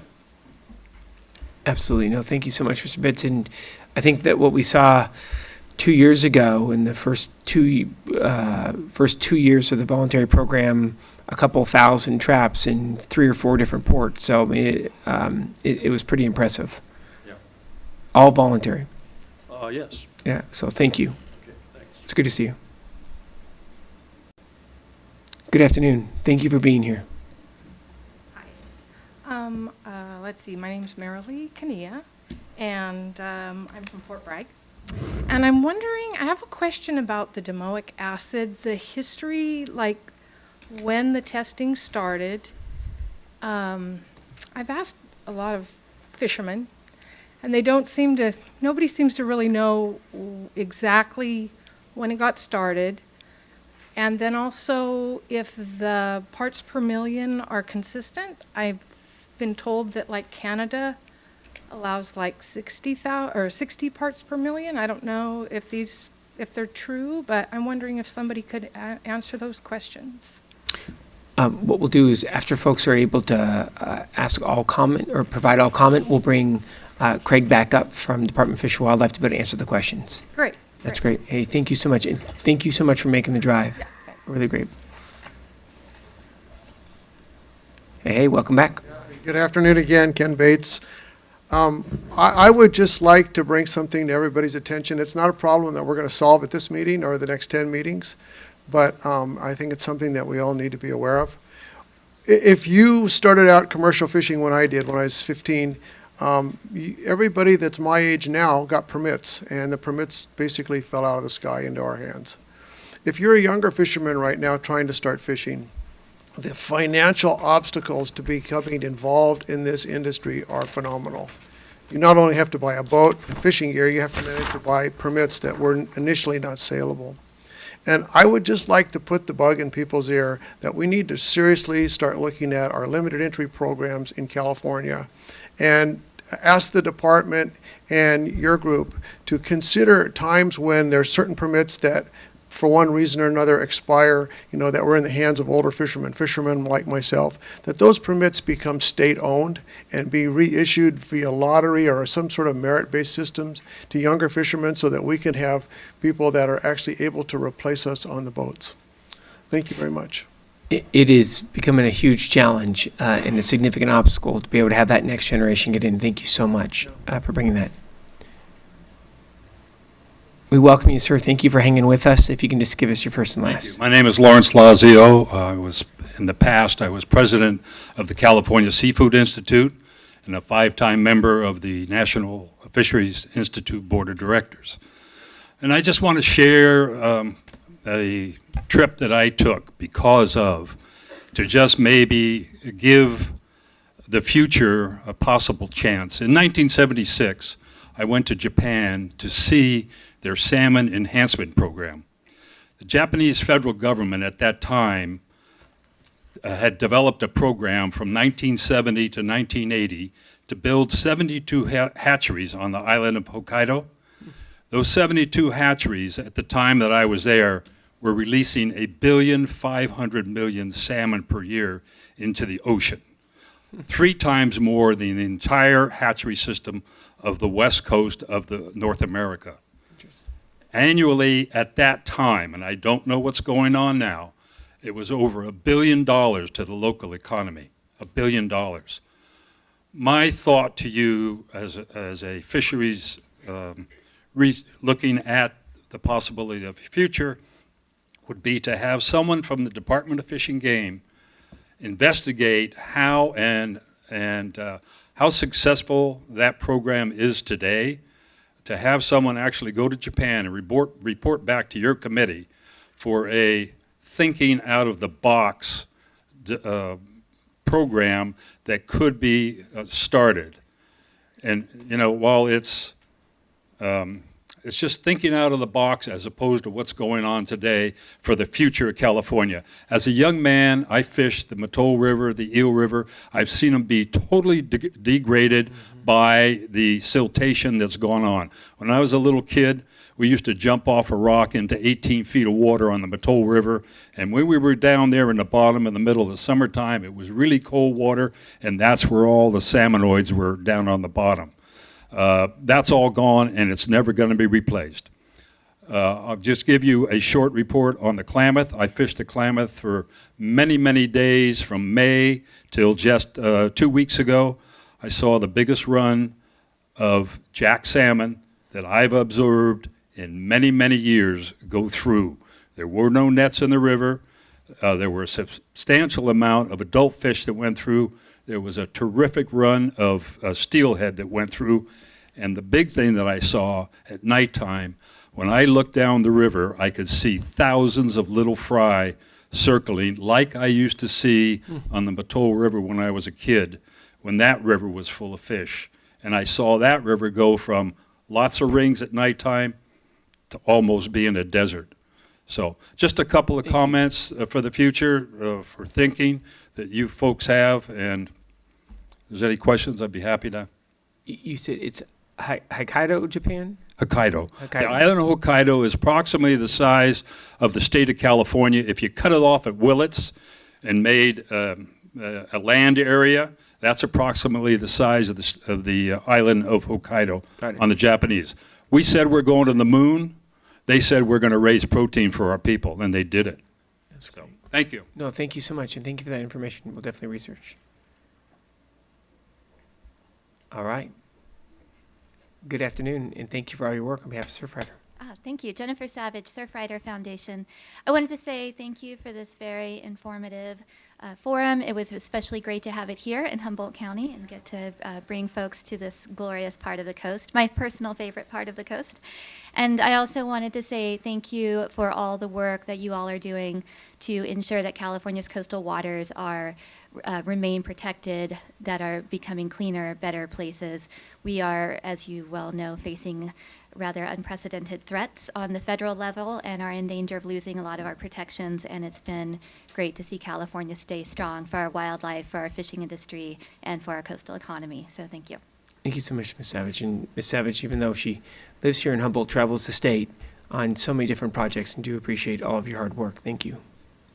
We'd like to be able to see if anyone else would like to be able to have any comments for the committee before we ask Mr. Schumann to be able to come back up.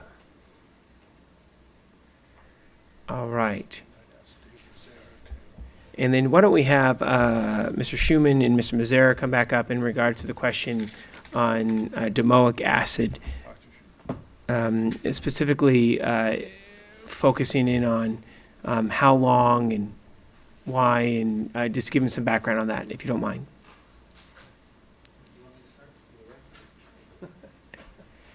All right, thank you very much.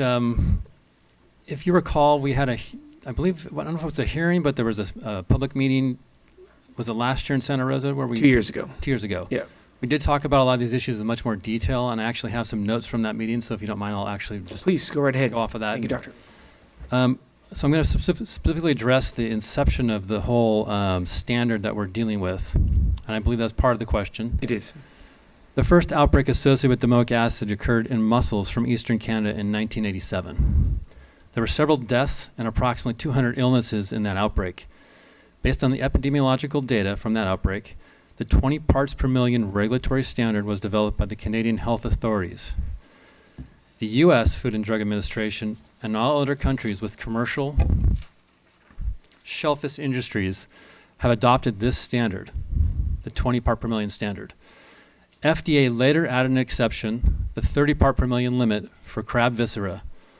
So that's the one exception that we have here in the United States that Canada does not have. Doctor, why don't you do the common term for viscera? Guts.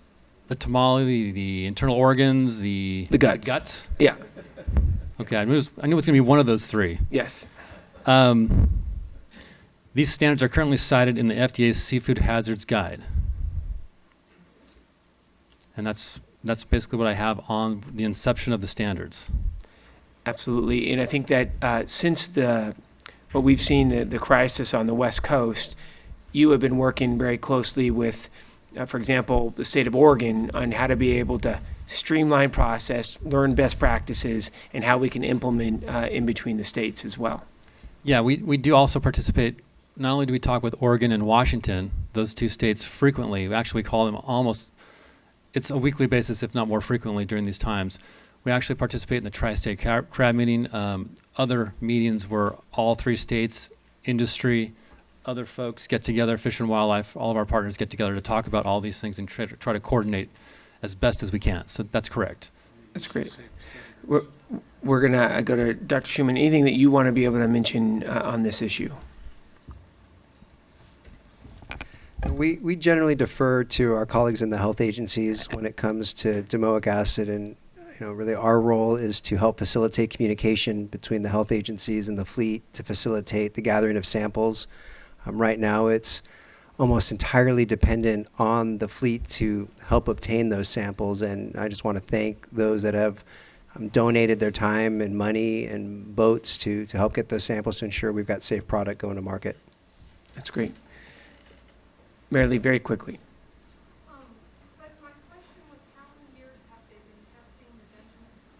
Perfect.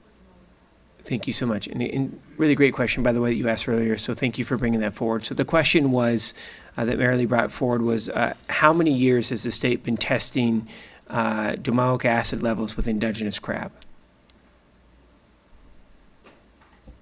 Yes, okay, so I understand the question now. Again, Dave Mazzara, Department of Public Health. I don't have with me the history of exactly when we began testing. Ballpark. I believe we started doing Dungeness crab at least in the last 3 years, but I believe it was several years prior to that as well, because our lab has been doing domoic acid testing on other molluscan shellfish species, I think from back into the late 90s, when the program actually began and was looking at pre-harvest biotoxin monitoring. So some of those lab testing capacities go way back into the late 90s. The Dungeness crab, again, at least 5 years, maybe longer than that. I wouldn't know unless I went and actually research that with our lab. That's great. But I think that gives us a great ballpark. Mary Lee, what we're going to do is we're going to just have you hang, Tom. We're going to have you just hang out if you don't mind, and then the doctor will be able to answer some additional questions if that works for folks, if that works for everyone. So, Mary Lee, we're going to have you just hold on that question, and I promise you he's going to come right back and talk with you. So if that's cool. And again, thank you so much for coming up as well. We're really, really grateful that you're here. Any other items that either of the doctors would like to be able to offer? All right. Thank you so much. Thank you. We'd like to be able to now turn it over to the committee to be able to see if you have any closing comments as well. Why don't we start with Dr. Hernandez? Thank you, Chair McGuire. First of all, I'd like to thank the chair for hosting it here in Humboldt County. But more in particular, I want to thank the chair for all the work he's done in the Senate, everything, especially with regard to the fires up here in Northern California. First time I've been up this far north, it was very interesting to not only listen to what's going on with the industry, the effects it has on the environment, but more in particular, the jobs and the economy that it's brought to this particular community and how important it is. So it was very, very interesting, and I'm looking forward to continuing to work with the chairman. Thank you. No, thank you so much. And I got to say, Dr. Hernandez has been a true advocate. Anytime an issue regarding fisheries comes up, he's there, he's present, and is very focused on it. Very grateful, and we are so happy that you're here, sir. And then you also would like to be able to introduce somebody who's also here with you. My wife I brought with me. She's in the audience. Hey, there we go. So thank you so much, Mr. Hernandez, for being here as well.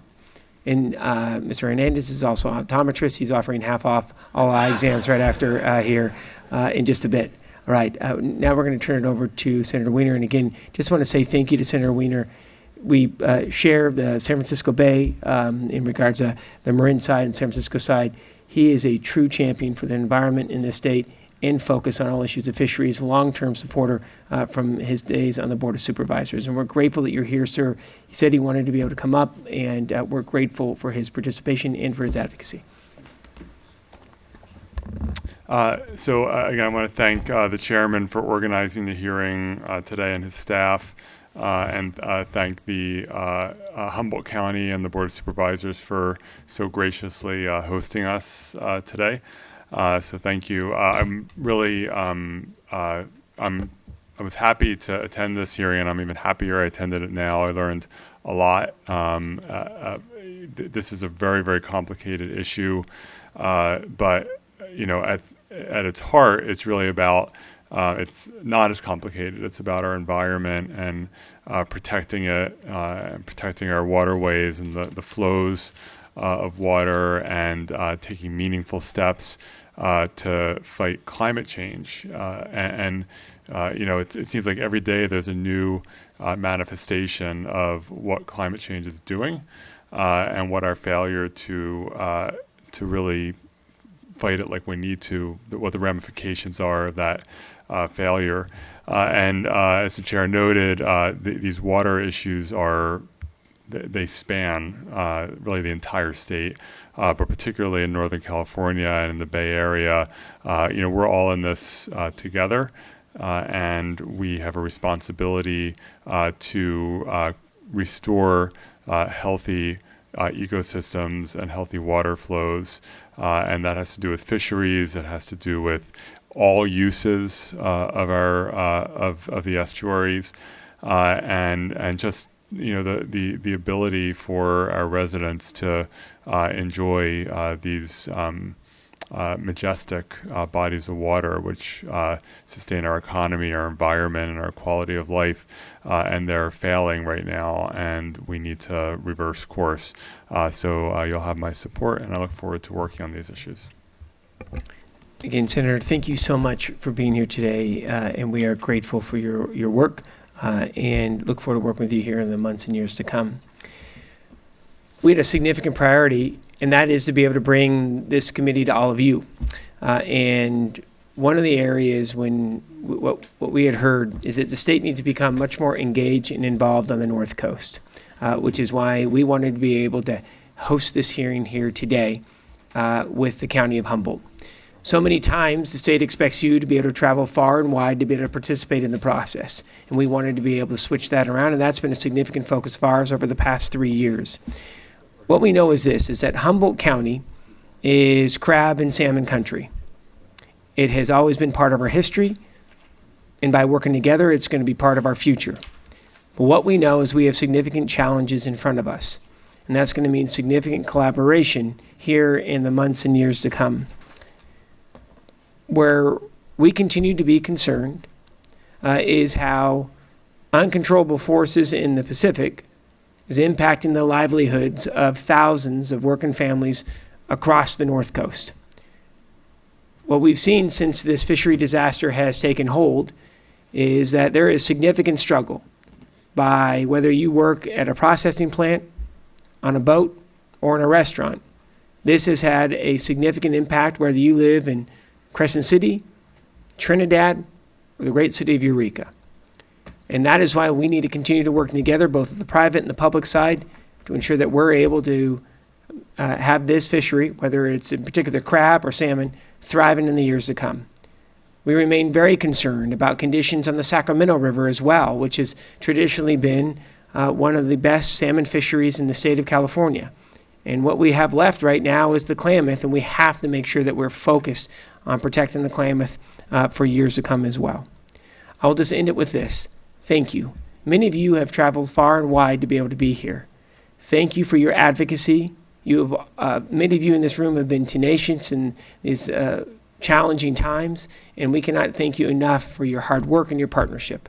I want to say thank you again to the gentleman to my right, Tom Westlow, who we affectionately call Crab Trap. We have weekly conference calls with our entire staff team, and we turn it over to Crab Trap for the Fisheries and Agriculture report, and he gives us a choice finger. I'm kidding. He does not. But truly, he is the rock of all issues when it comes to the legislative approach for fisheries and aquaculture in the state. And thank you so much, Tom, for all of your hard work. And both Senator Wiener and Senator Hernandez are extremely busy, and we appreciate you taking the time to be here in Humboldt County today. We'll be hosting a hearing either in January or February that will be focusing on crab and salmon, as well as whales, and what we're doing and continued collaboration on all issues of entanglements and ship strikes. What we'd like to be able to focus in on are those follow-ups that we had with Mr. Schumann and the department about how we're continuing to advance the entanglement issue in a collaborative manner, and as we heard, on a voluntary manner across this state. So without further ado, we'd like to be able to adjourn this hearing. Thank you again. And Mary Lee, we're going to get your question answered here right now. And if Dr. Mazzara wouldn't mind connecting with Mary Lee right there in the back, we'd greatly appreciate that. Have a wonderful weekend, and thank you so much for being here today.